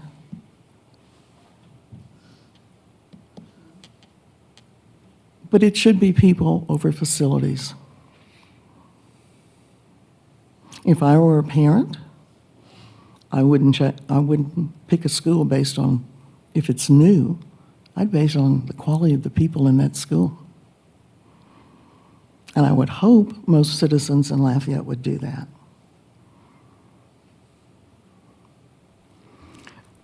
I do not want to, and I will not abruptly cut you off, but I would ask you, in the interest of allowing others to speak. I'm almost finished. Thank you. Thank you.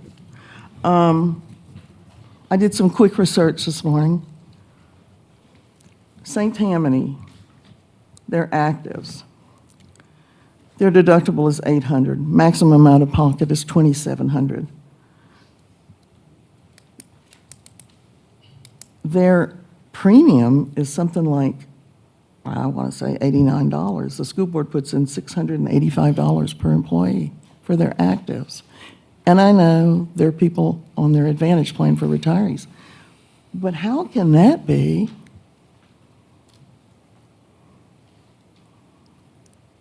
And we have a deficit, but we're also decreasing active benefits.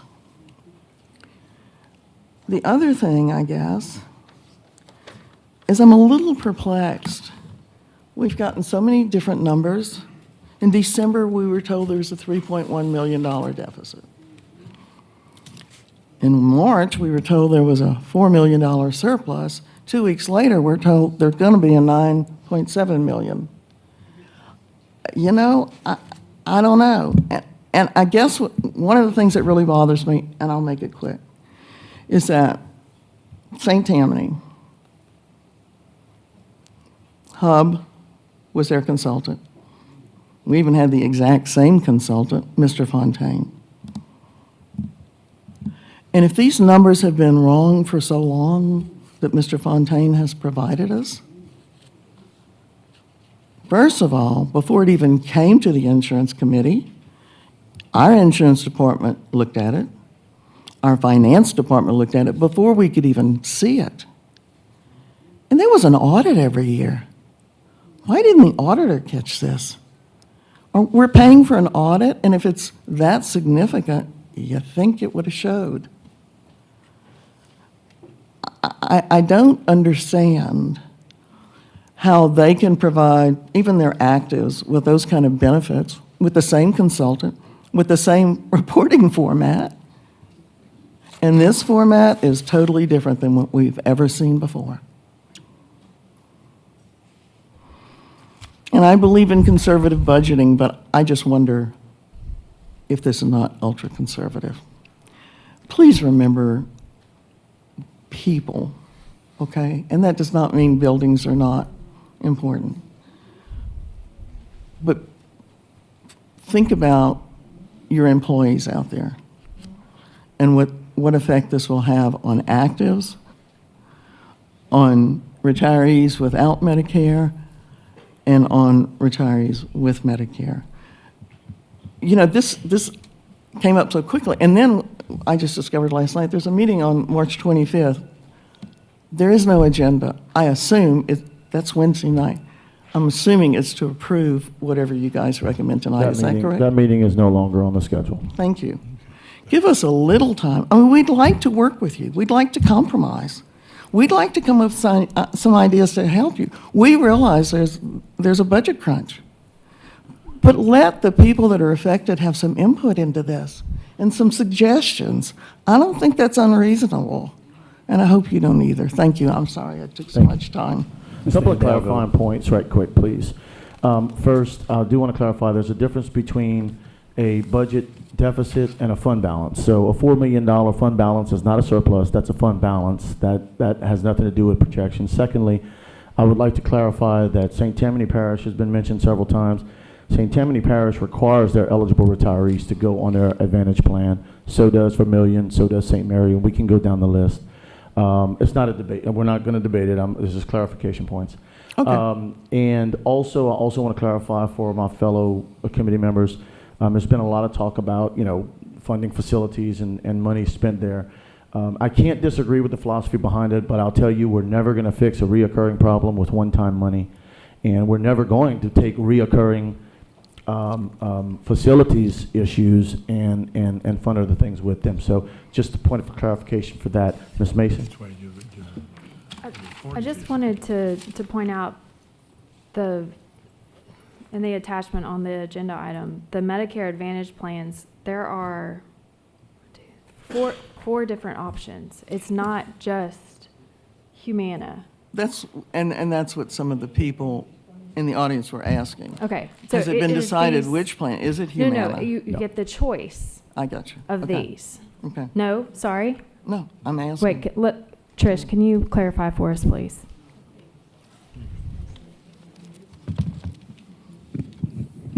Ms. Mason, this is just an initial projection. Hub went out to bid and looked at those companies that you're referring to within the slide deck and offered suggestions on where their pricing was falling. Okay. She priced out the Humana option just because that's the current LPSS option and offered a cost savings projection on that, which is almost the 7 million. So keep in mind, again, real initial stages of this, we'd have to go back to the drawing board and dig deeper and come up with options available to you based on those other items that I mentioned. Prescription disruption, physicians accepting insurance. A lot of deep diving still needs to happen. This is mainly just to show you what was available and to offer a cost savings projection for you. Okay, so I guess my question is, could we offer more than one option with moving to a Medicare Advantage type plan? I'm sure that Yes, could and be it's explored. I don't know that that's a no at this point. One last The question that the I motion forgot. originally, yes, ma'am, one second. The motion originally stated Humana. I omitted that. Right, In I'm the motion. wondering if we can amend the motion, or, no, Or- sorry. Well, you can, but what you want to amend? Well, just to clarify that there are alternate options for us to explore. The motion no longer specifies Humana. Right, it's It's a general. I just blanket. want to make sure that it's a general. It is, and I agree with you. Thank So you. we Just want to will make that double check. clear. Okay. Yes, ma'am. The- One and more the- shot at the apple, then we want to let others speak. And I agree with you, I understand, and other people probably want to speak. Real quickly, in doing research, it was discovered that the average commission on an Advantage plan nationally is $626 per person. With Humana being higher than that, they are the highest commission. So I kind of estimated it's over $3 million.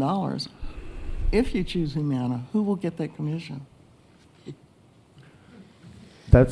Well, you can answer that, but that's definitely going to be a conversation in the next item, and I can tell you that to the extent of the law and to the extent of the wishes of this board, I am going to push that every commission, every override, every rebate, every dime come straight back to the school system. And if it doesn't come straight back, then indirectly back to the school system.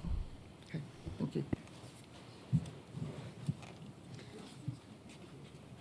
My name is Carol Broussard.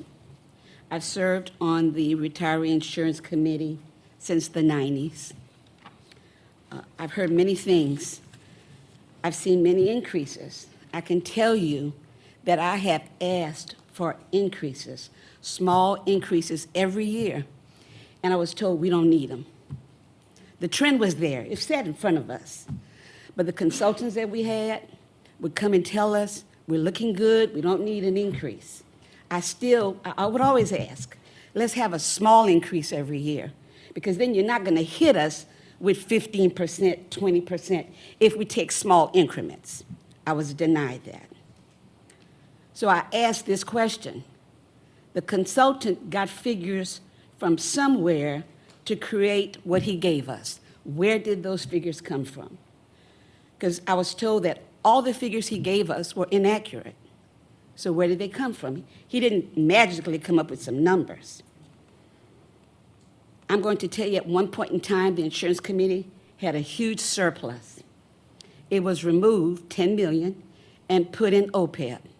So I'm going to sit before you and ask you, can that money be put back to offset some of the deficit that we have? Somebody should be able to do some research and tell us that. I know Matt is going to say, no, it's going to affect our bond rating. But we already know it's not going to affect your bond rating because we've done that research. So can some of that money be put back? Someone already said we're giving $16 million to athletics.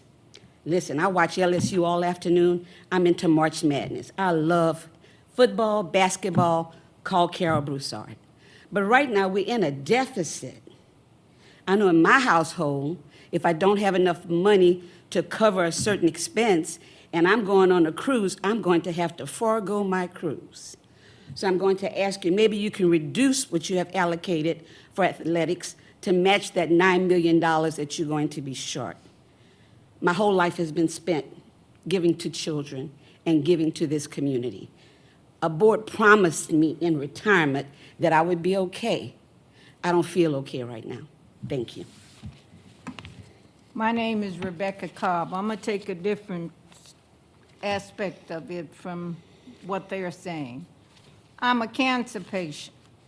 I see many specialists, and I have a feeling going on these Advantage plans, I will not have the opportunity to continue seeing my doctors because several of my doctors has a sign in their office, we do not accept Advantage plans. I go to MD Anderson. I'm due my next visit in January or February of 25. May not be able to do it now because of the Advantage plans. So here I am, 80 years old, and I have a problem with my insurances now. Of course, you done gave all your life to the children's school board or whatever you did, and now we have problems. We have to start thinking about how we are going to take care of our medical problems. We shouldn't have to be doing this. Not at this age, but here we are doing it. And they can say what they want about the Advantage plans. I've had a lot of experience with it because I had a brother with Humana and Medicare. He's deceased today. He was refused a lot of stuff. He was on cancer. He was a cancer patient. So I have a lot of experience with it, so I know exactly what it's about. Everything is denied, until they decide you have it. But then by that time, you're very, very sick. So I'm not sure that's the best way for us to go. Thank you.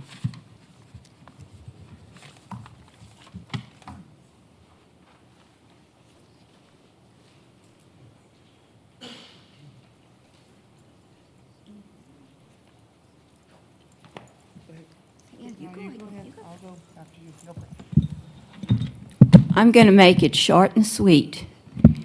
I'm healthy, and thank goodness I'm healthy. And I'm 78 years old. I have not cost the school board very much money at all.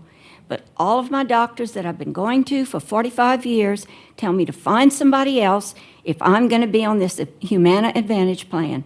And I don't feel like finding other doctors when I've taken care of my health. I haven't cost you all a lot of money.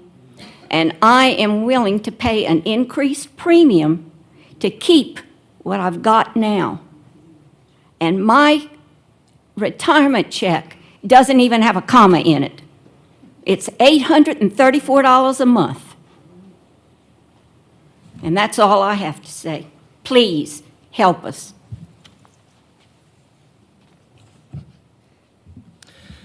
So a few things that I'd like to share. And I am an active employee. I'm current principal in the district.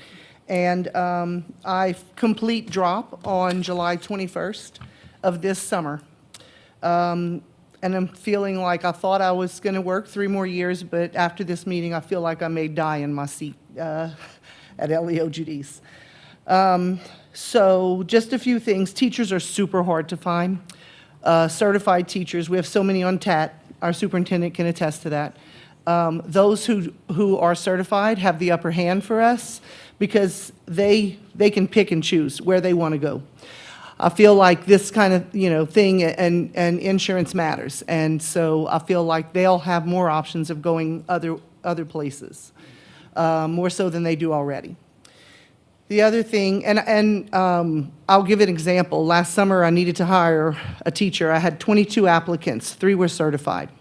The rest weren't. So, I feel like our school is one that, is one that should, normally would have more applicants than that. You know, years previously, I'd have 20, 25, 30, 40 applicants for one position, everybody's certified. The tide has changed with that. So I am concerned about this. I do know that the current state of affairs we have, that we have to do something. But, and so I know a premium increase is going to come. I respect that you chose the 10% in your motion as opposed to a 17 or a 21%. Although hard to swallow, I do think something has to give. So there has to be some kind of compromises. For 33 years, I've been supporting retirements, just as these people before that came and spoke before me supported for their 30 years, 35, 40 years, and so forth. You know, and I am approaching retirement soon and having that option of retiring. I don't think that it's fair to say you have to and you're forced into, you know, all of these Medicare options. I agree with Mr. Lejeune in that it should be the opportunity for the retiree to have that choice of what they choose. So I ask that a subsequent motion be made to remove the part of all Medicare eligible members enrolled in the Advantage plan. I ask that that part be removed in a subsequent motion. And another reason I'm respectfully asking that is because, as Ms. Triss stated earlier, this is more the discussion phase. There's a lot of uncertainty. There's, you know, there's more research I feel that needs to be done. It is something that could be picked up, if need be, later. You know, but to say that it has to be done at this meeting right now, I feel is just not fair because of the blindness and the, you know, the way that it's just being brought up on people at this time. So I would respectfully ask that a subsequent motion be done until more certainty and discussion can be had on that Medicare piece there. That's my request.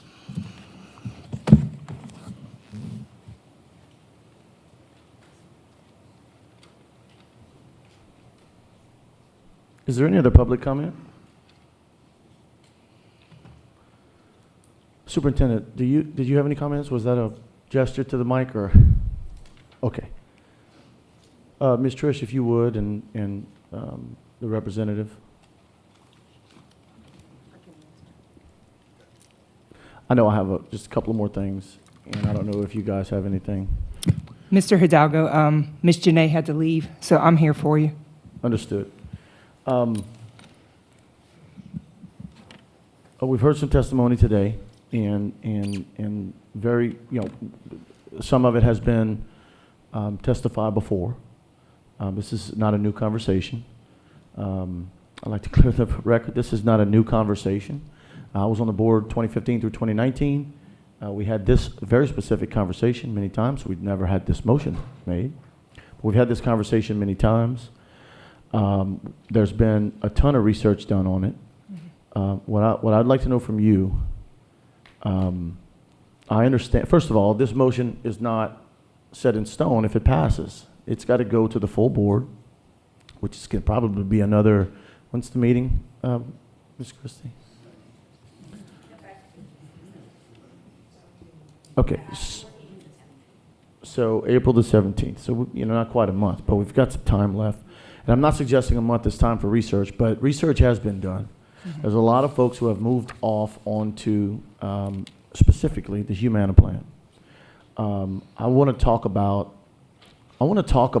those positives, but I would like for you to address some of the concern and the challenges here today in that, you know, there's no way to get a full answer. I mean, I asked who this doctor was. This is a public place. This is a physician. If he's a physician, this is a physician who has a public place, who has a sign on their door. So anybody who walks up to that door, whether they're a patient or not, would see this sign. Yet I can't get a name of the physician because whatever reason. So I guess my point is that, you know, we're going to hear from a lot of folks that their doctor is not going to take this Advantage plan. Mm-hmm. And I expect to hear that. I think that's a good lobbying effort and a good, you know, it's a good effort, and I respect it. This is, you know, we're fighting for what's right.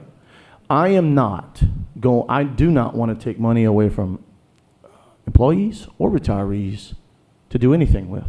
I also don't want to take money away from the students when the students are not the cause of the increase in cost and insurance, right? So I would like for you to speak to the positives briefly, as you've done before. And then I would like for you to speak to the concerns, because I too am concerned of someone who has cancer, who is going to need to change their entire health process. That's a concern to me. So speak to me as best as you can to the concerns. So- Not me, us. Let's just make a clarification here. So with regard to the initial stages, we have reviewed this on a regular basis over the last couple years. It's a growing concern, and it's going to continue to get worse unless we address it. With regard to initial stages, we've pulled data. We've provided a cost estimate projection on a cost savings for you. That's my answer to initial stages. So let me just make that clarity. Yes, I do know that it's very alarming. This conversation is alarming for many members. However, by getting guidance and by moving forward with it, we can dig deeper into it. We can take a look at members who are currently who have Medicare A and B. We can dig deeper into their prescription and their medical services. We can answer those hard questions that you're asking about today that I don't necessarily have answers for, but we've not really been provided direction to move forward with it either. If you don't make this change, members may not have health insurance at all. I mean, let's just take that into consideration, because your health insurance costs, to include your medical and your prescriptions, are getting worse. Ms. Janae sat here and told you that this is the hard reality. And when we spoke of the premium increases and the plan changes, we've been doing that, and this is where we are today. So with that same answer is, I did hear numerous conversations before. I understand their concerns. We want the opportunity to look into it deeper. But do I believe that there should be action taken on it? I do. Or we're going to have to go other routes. I mean, Ms. Janae sat here on that very last slide and she said, instead of 15 heart medications, you may have 1 or 2. The harsh reality is that we are going to have to employ a drastic means, whatever that drastic means is.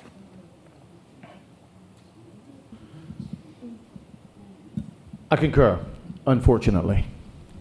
And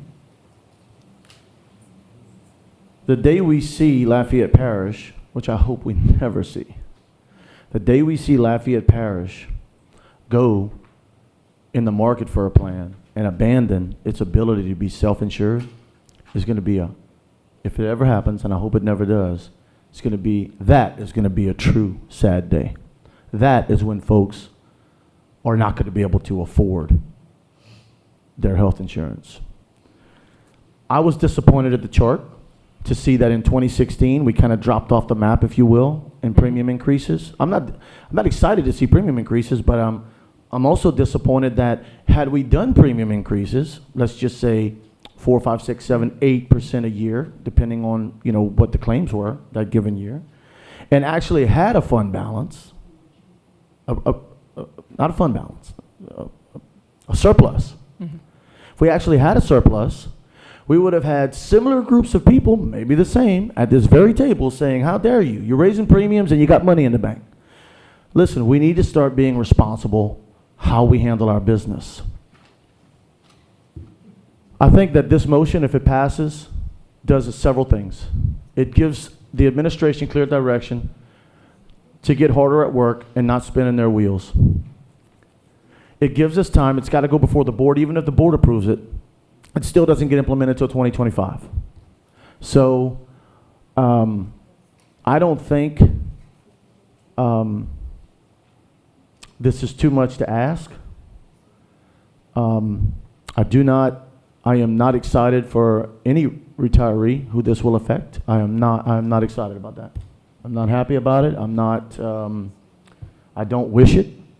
I don't want it to happen. But I can tell you that all I heard was abandon the OPEB, don't build facilities. I respectfully have to say that I haven't heard a legitimate response other than raising premiums by 21%, which of course I can't support doing. And I'll tell you the unpopular statement. This board, myself included when I was on the board before, although I did have a different position, has kicked the can down the road on this particular fund for too long. So, board members, does anyone else have any further comment or questions for the administration on this particular item before we go to vote? Ms. Hidalgo, if you wouldn't mind for staff. Ms. LaBeouf, as I was sitting here, is there a way, you mentioned earlier that when a retiree has the Medicare plan and they have Blue Cross Blue Shield, it runs as a secondary, correct? Yes, ma'am. And so it runs the the Medicare first, am I correct? And then Blue Cross Blue Shield second? Yes. If it's denied because the doctor doesn't take the Medicare, then Blue Cross Blue Shield runs to the primary, correct? Correct. I mean, it would have to be a Medicare eligible service in order to run at the 80%, or perhaps the doctor would have to accept Medicare in order for it to run Medicare primary.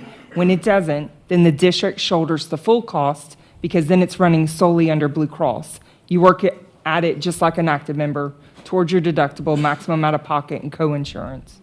So, and I know Ms. Janae is no longer here to probably answer this question, but maybe it could be posed to her. Is there any way to run some type of report or something that would show us which claims that Blue Cross Blue Shield has to run as the primary to where it could be tied, and I don't know the details of it, but which doctors maybe had to run or which member had to run as a primary because it wasn't supported at the doctor? I don't know that there's... I don't know if there's a report to run, but it'd be something to ask. Mm-hmm. And then the other thing was, as Ms. LaBeouf said, about being self-funded and the concern. I also fall into the category that, yes, I'm still working, but there is light in the tunnel at my age now, like Ms. LeMayer. And there is no choice at this point if we would not be self-funded, if we went into officer group benefits, that Ms. LeMayer, if she decides to continue working at LEOGDs, that none of us at my age or anybody within the next 10, 15 years would be eligible to be vested in any other program that the state. So we would not have the opportunity, if we could not be self-funded and we had to go into group benefits, we would not be eligible to be vested to have insurance upon retirement. We would be solely on our own. That is correct. And let's be clear about this too. Anybody who leaves this plan for whatever reason, it doesn't matter if it's because of premium increases. Let me tell you, I don't have science to this, but I encourage anyone to debate me on this. Anyone who's going to leave this plan because of premium increases or because of benefit decreases is not going to be someone who is unhealthy. And so we're going to be losing the healthy people, therefore continuing to heavily unweight the plan. Ms. Mason? Ms. LaBeouf, when a person becomes 65 and eligible for Medicare, they pay the $174.70 for Medicare. How much does it cost for them to use Blue Cross as their supplement? So if you're referring to employee only, retiree. I'm just talking about retiree only. Correct me if I'm wrong. I don't have the current rate sheet in front of me. I can pull it up. I believe it's a $96 rate. Okay. $96 rate. So keep in mind, when the member receives Medicare A and B, they bring it into the district office. We have to make all the necessary changes. We verify that they're Medicare eligible and they're indeed retired. Thank you. Based on that changeover, we reduce their premium. Mm-hmm. We reduce it from, in that example, it's currently at a $165. We take them down to a $96 rate. So your funding reduces too, but your claims are primarily running through Medicare because, like I mentioned earlier, more bang for your buck if you see a doctor that accepts Medicare first, because as long as it's an eligible service, Medicare's paying 80% of those claims. Blue Cross is picking up the remaining 20%. in that example. So we're giving the member a reduced rate, but in turn, Medicare is shouldering more of those claims. Yes, sir. Yes, sir. So do we have any idea what percentage of healthcare people in the area don't accept Medicare? A large majority of them do. We don't have a mandatory mandate right now that a member is required to go and obtain Part B. From what I'm remembering based on reporting, that number's not a large sum. A large majority of our members do obtain their Part B. They bring it into us and we reduce their rate. That's not everybody, but a large majority. So if someone were on Medicare and they chose Blue Cross as their supplement, 9 chances out of 10, their plan would stay intact with their physicians. Correct. Yes. Okay.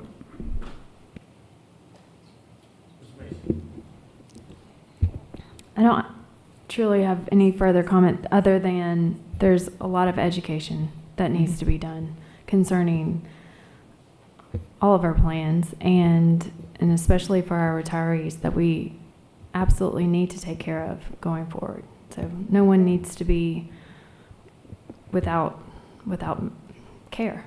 So that's my main concern. Yes, sir. Thank you. So again, first of all, let me just say this, that I think there's a few different things that need to kind of be cleared up. Is that, number one, I was going to meet with Ms. Mounts today to talk about a follow-up meeting to an advisory. So we will be meeting the advisory after this meeting at some point before that meeting happens where the board would actually take action. So I want you to know that, first of all, that was in the plans to discuss with you, and we'll get to a day to where, and I thought that it was probably important that you first of all hear the direction of this committee before you actually would go and start weighing in on it as far as giving some advice of where. And if anyone has any additional information that after you digest and you look at all of this and we have this meeting and we have to call another insurance committee, we will do that. I want you to know that was my intention, okay? Secondly, I think there is a lot that we have to explore, and I'm going to challenge our team to look outside of this Humana, because this Humana thing keeps bouncing out at us. And I'll just tell you that you go to various school superintendents, whether it's be in Vermillion or whatever. I mean, at 65, their options, and their options are that they move to another plan.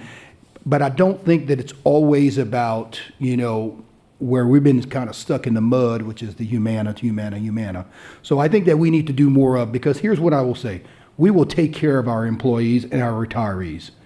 I am still concerned, board members, that this 10% that we are going to weigh in on these active employees is going to put us in a situation where we're looking for certified teachers and I can't find them. What's going to happen when that is not there?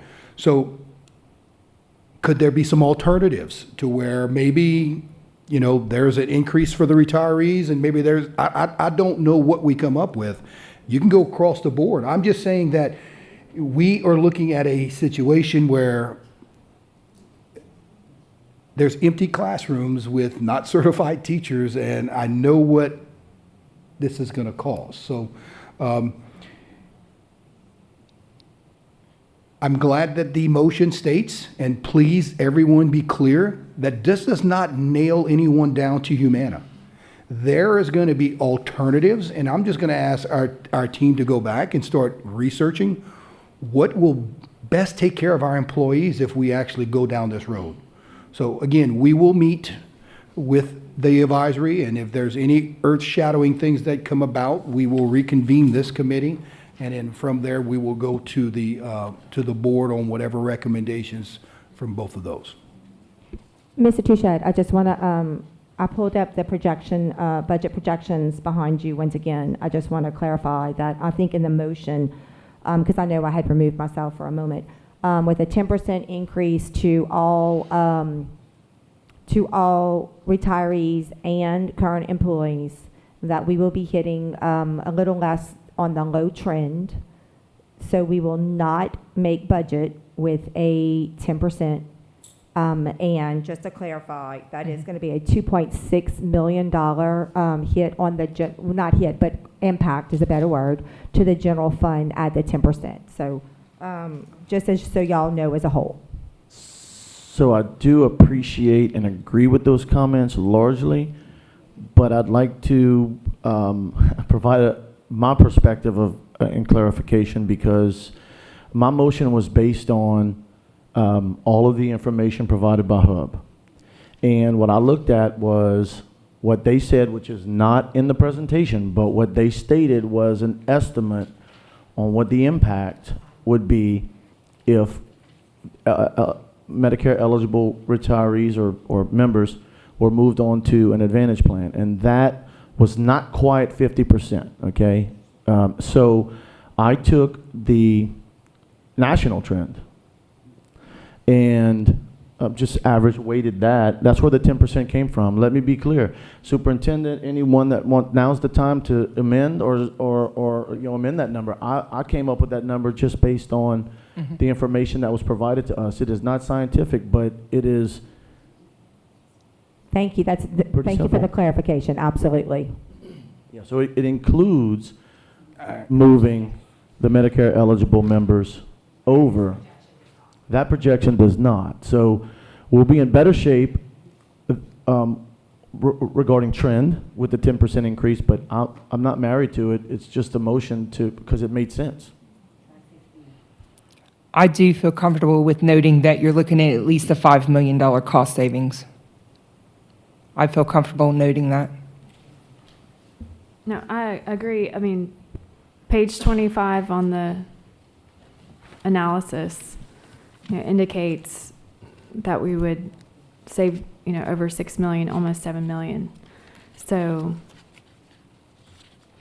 yes, behind me. So the combination of all of that makes sense to me.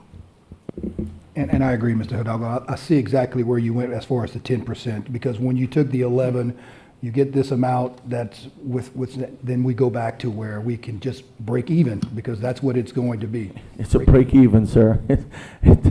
It gives us a uncomfortable, fuzzy feeling, if that exists, until next year. I did a rough projection as well. I was coming up to roughly 9%. That's without any missteps in per the notation that you currently have up. It's including that Medicare Advantage. Okay, whether we agree or not, is everybody okay with the motion? And is there any more discussion from this committee? Mr. Corbo, could you please pull the motion back up and take my screen off? Thank you.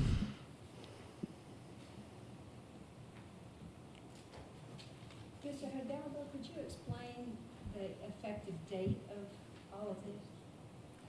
Yes. When the motion comes back up, I don't know why my screen went down, but the effective date on the plan changes for existing employees is July 1. The effective date on the premium increase is July 1. The effective date on any Medicare Advantage plan requirement is January 1, 2025. Mr. Hidalgo, the plan changes would be effective January 1st because that would cause mass disruption. But yes, sir, the premium changes are a July 1st. The Medicare Advantage proposal is a January 1st to include the plan change. Yes, sir. I apologize. The RX, the Prudent RX yes. is July 1st. So January 1, 2025.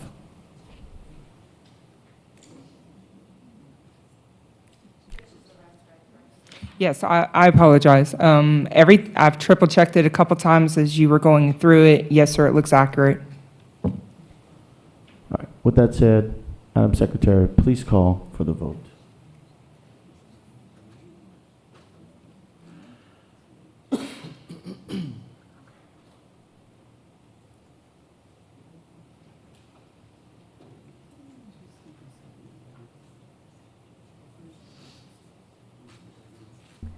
Two for, one against.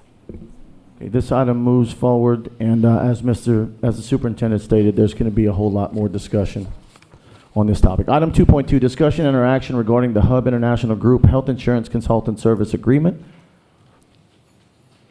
Ms. Trish, this is a formality. We discussed this at the last board meeting. We had discussion whereby we asked you and your team to go back and I'm going to use the term right-size the contract to its original intent. And if you could please just highlight what the changes are in the interest of time. Yes, sir. So essentially, we went back to the attorney. We gave them the current contract terms. We discussed our concerns with regard to Hub currently receiving not only the base fee, which is the monthly base fee of $16,192 per year. The original intent of that was that they were not to be receiving anything in addition of that. So we've asked the attorney to go back and review it. So they've removed the ambiguity within the contract terms, and essentially, any monies, they need to disclose it moving forward, at least on an annual basis, in writing to LPSS, and should any monies be received, let's give the example of that Medicare Advantage to which Hub noted of earlier, those monies would route back to LPSS. They would not be given to the Hub consultant. They would come back to us instead. Do you have an estimate, a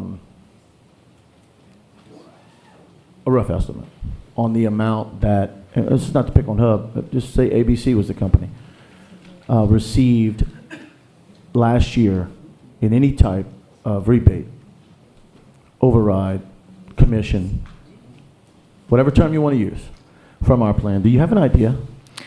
So I'm going to refer back to the original contract date. I do have some estimates. I went back to both Blue Cross and Humana, which are the two in particular that they noted that they received something above and beyond, and that amount is about $544,000. We have remitted to Hub $1.1 million in fees throughout the course since 2016 to current, just based on our annual $192,000 amount. So that would have literally been almost half coming back to LPSS in that example. Board members, I think everybody understands, that's the intent behind this change. At this time, I think a motion is prudent.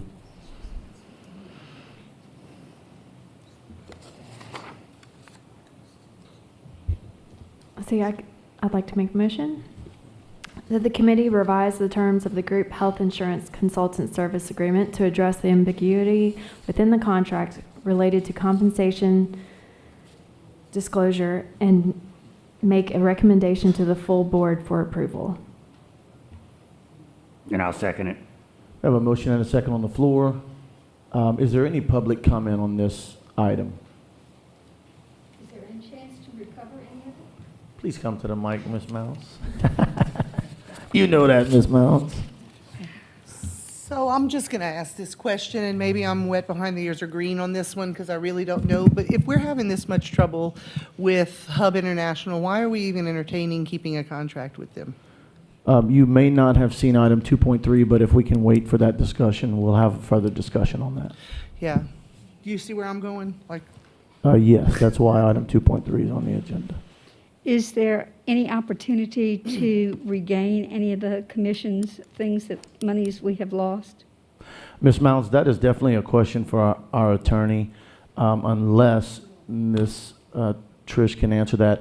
I will tell you, and I say this boldly and clearly, that the intent of that contract, I'm so disappointed the way it was written before.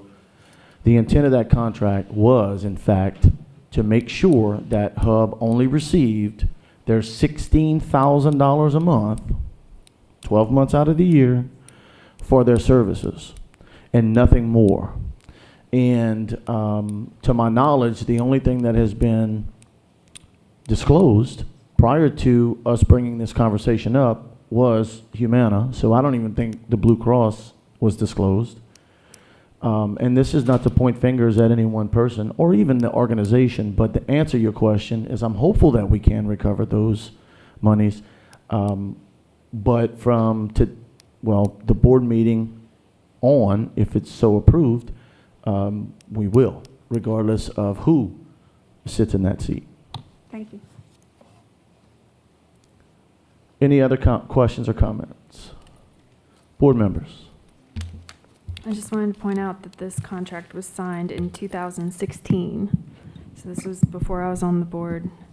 Were you on the board at that time? I was on the board, and that's why I spoke to, of course I didn't write the contract, but I was in the meetings where we negotiated the terms. And to see, attorneys love intent of law. Intent. Well, why do we have to talk about the intent? How about we just write it down? So that's what we're doing here. Okay, just wanted to clarify. Thank you. Madam Secretary?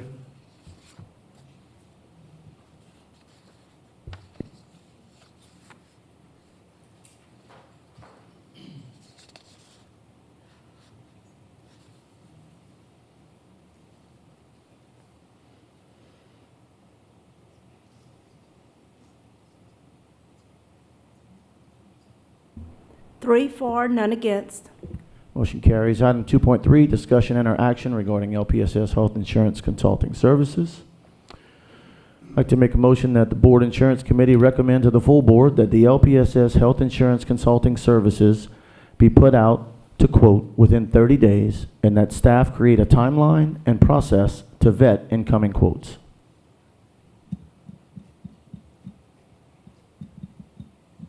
We need a second. Sorry, second. I'll second it. Okay, we have a motion and a second. I'm actually going to turn it over to the superintendent. Thank you. So again, I've heard several different people come up, and, you know, I will tell you there's been 5 months that I've been the superintendent, and part of that is trying to get a grasp of everything that is going on within the system, because it's, whether you're talking about insurance or you're talking about getting people in classrooms, administration, all of this is it's a big puzzle that we're all putting together.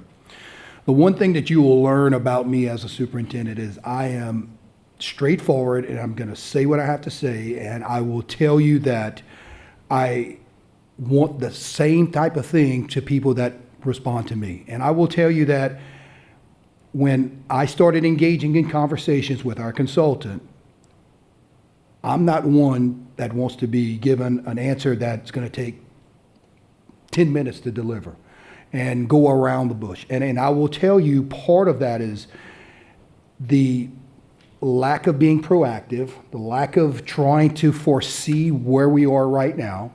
I agree. It's very telling when you see the amounts of which we did not do what we needed to as far as increases every year so that we wouldn't be at a point where we are now. And I hold that consultant responsible. I will tell you also is that Mr. Hidalgo stated, we're kicking the can down the road. Well, we're facing the music. The music is that this is where we're facing. I'm hopeful that, listen, I will fight for our retirees, I will fight for our employees, but we're going to have to be able to work together. And I'm looking at trying to get more dialogue. I tell you that we will have more dialogue on this. But I need someone at the head of this that's going to drive and give me good direction, because I'm not an expert. Neither are we experts in this. And we rely on these consultants to give us that information for us to be able to make good decisions as far as this system is concerned. So I ask, and I'm not saying that, you know, HUB cannot be part of these quotes. I will tell you is that we need to bring a better product to this table that's going to be very specific to what the deliveries are, so that we can make sure that we're taking care of our employees and our retirees. So I would hope that the board members would look at that as a way of, hey, let's go and see what's out there and see what we can do to kind of give Trish and her team an opportunity to have someone that's giving good advice, because I will tell you, we got bad advice. From one meeting to the other, just last time we were here, the numbers changed. I mean, I can't chase after it. You know what I'm chasing after? I'm chasing after whether or not teachers are teaching in classrooms. I'm hoping that people can understand that that is why we're in this game. We're in this game because it's about teaching and learning. And again, thank you for what you guys have done for our system. And we're going to do what we can to kind of take care of you. And we're going to make sure that we're looking at all things. And our team will go back to the drawing board, and I'll meet with this advisory panel, and I'll get some suggestions to you guys, and you bring it to us. And then hopefully we'll have someone that we can start looking at as far as giving us advice moving forward. Now's a good time for public comment. Anyone who would like to, please come to the mic. I know, we want the world to hear you.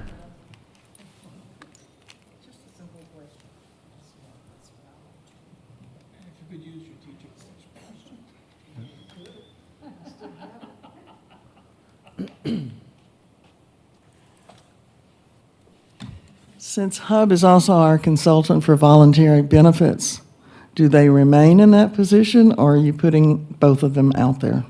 No. It's This is just for absolutely consultants. completely separate.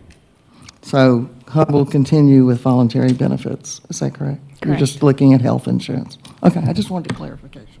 Hub International has a current one-year contract with LPSS with regard to voluntary benefits. Any other public comment on this matter? Ms. Mounts?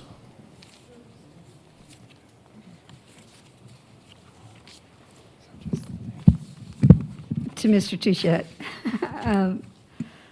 in defense of Lynn Fontaine, what you saw in some of those declining numbers, at least the first year where you saw the decline, there was an effort which the retirees fought, but we agreed to, and we went on to Silver Scripts, Egg Whip, to save $3 million. So there was a cost savings that did not appear there, but there was an effort. So I don't want you to think that it was just ignored. There was an attempt to decrease expenses rather than to increase revenue. Thank you. Any other public comment? Board members, I asked for this, committee members, I asked for this item to be on the agenda for several reasons. I'd like to just briefly explain those. First, to Mrs. Mount's point, she's correct. This is not, has nothing to do with Lynn or any one person. Lynn, I don't believe, gave us bad numbers. I don't think Lynn's data was bad. But I do believe that the superintendent's statement was correct. I do believe that we got some less than favorable advice, or maybe some cases some bad advice. A lot of folks have asked me, what exactly does the insurance consultant do? And they ask because they see the price tag on the contract. And I'll tell you, I mean, that's pretty much industry standard. I mean, these guys make a lot of money because they're supposed to be good at what they do. And here's what they do. They advise. They go out. They find good deals for folks like us. They come back to us and say, hey, we found you a good deal. This is what's going on with your plan. This is what we think you need to do to change. And I'll tell you what I hope to see in a consultant is not someone who's going to sit down and say, here's the data. Now you just tell us what you want to do. No, of course not. You're getting paid the big bucks to tell us what we need to do. We need to be able to count on you, rely on you, and we want you here. And I don't care if you have 50 school systems or 2. We need you to take care of us like we are the only one. And I have major concerns, and I want to be clear. The intent of, to go back to the previous motion, the intent of that contract was to make sure that no company received other commissions or any other type of payment other than their contract value to take away the conflict of interest, to take away that itch that I think every human being would have in their system. If I know I sell this product, I'm going to get this commission. It's the appearance of impropriety at worst, so it doesn't matter. Then now, to find out, and I'll tell you again, the intent of the contract was to keep everything separate. That's one of the reasons the dang contract is so expensive. And then to find out now that the company we have as a consultant is a company that has partnered or acquired or whatever, voluntary benefits, it's contrary to the intent of the contract. And I'm not satisfied with it. It has nothing to do with any one person, and it has nothing to do with the company. They're a national company, and I know that they do good work. But I'm uncomfortable with the mix.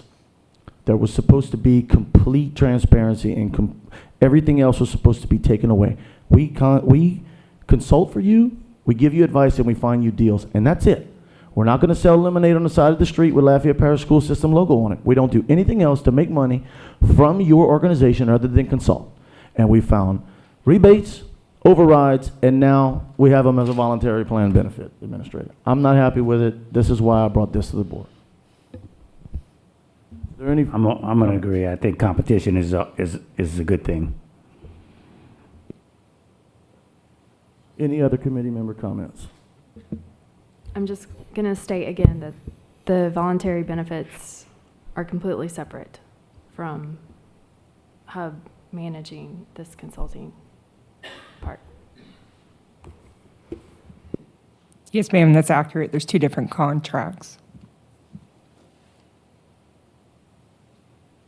If there are no other comments, I'd like to call for the vote.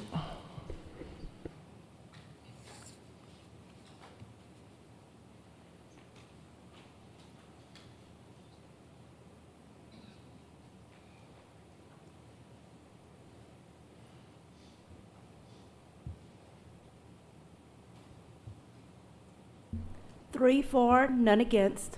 Motion carries. Would there being no further items on the agenda, this meeting is adjourned.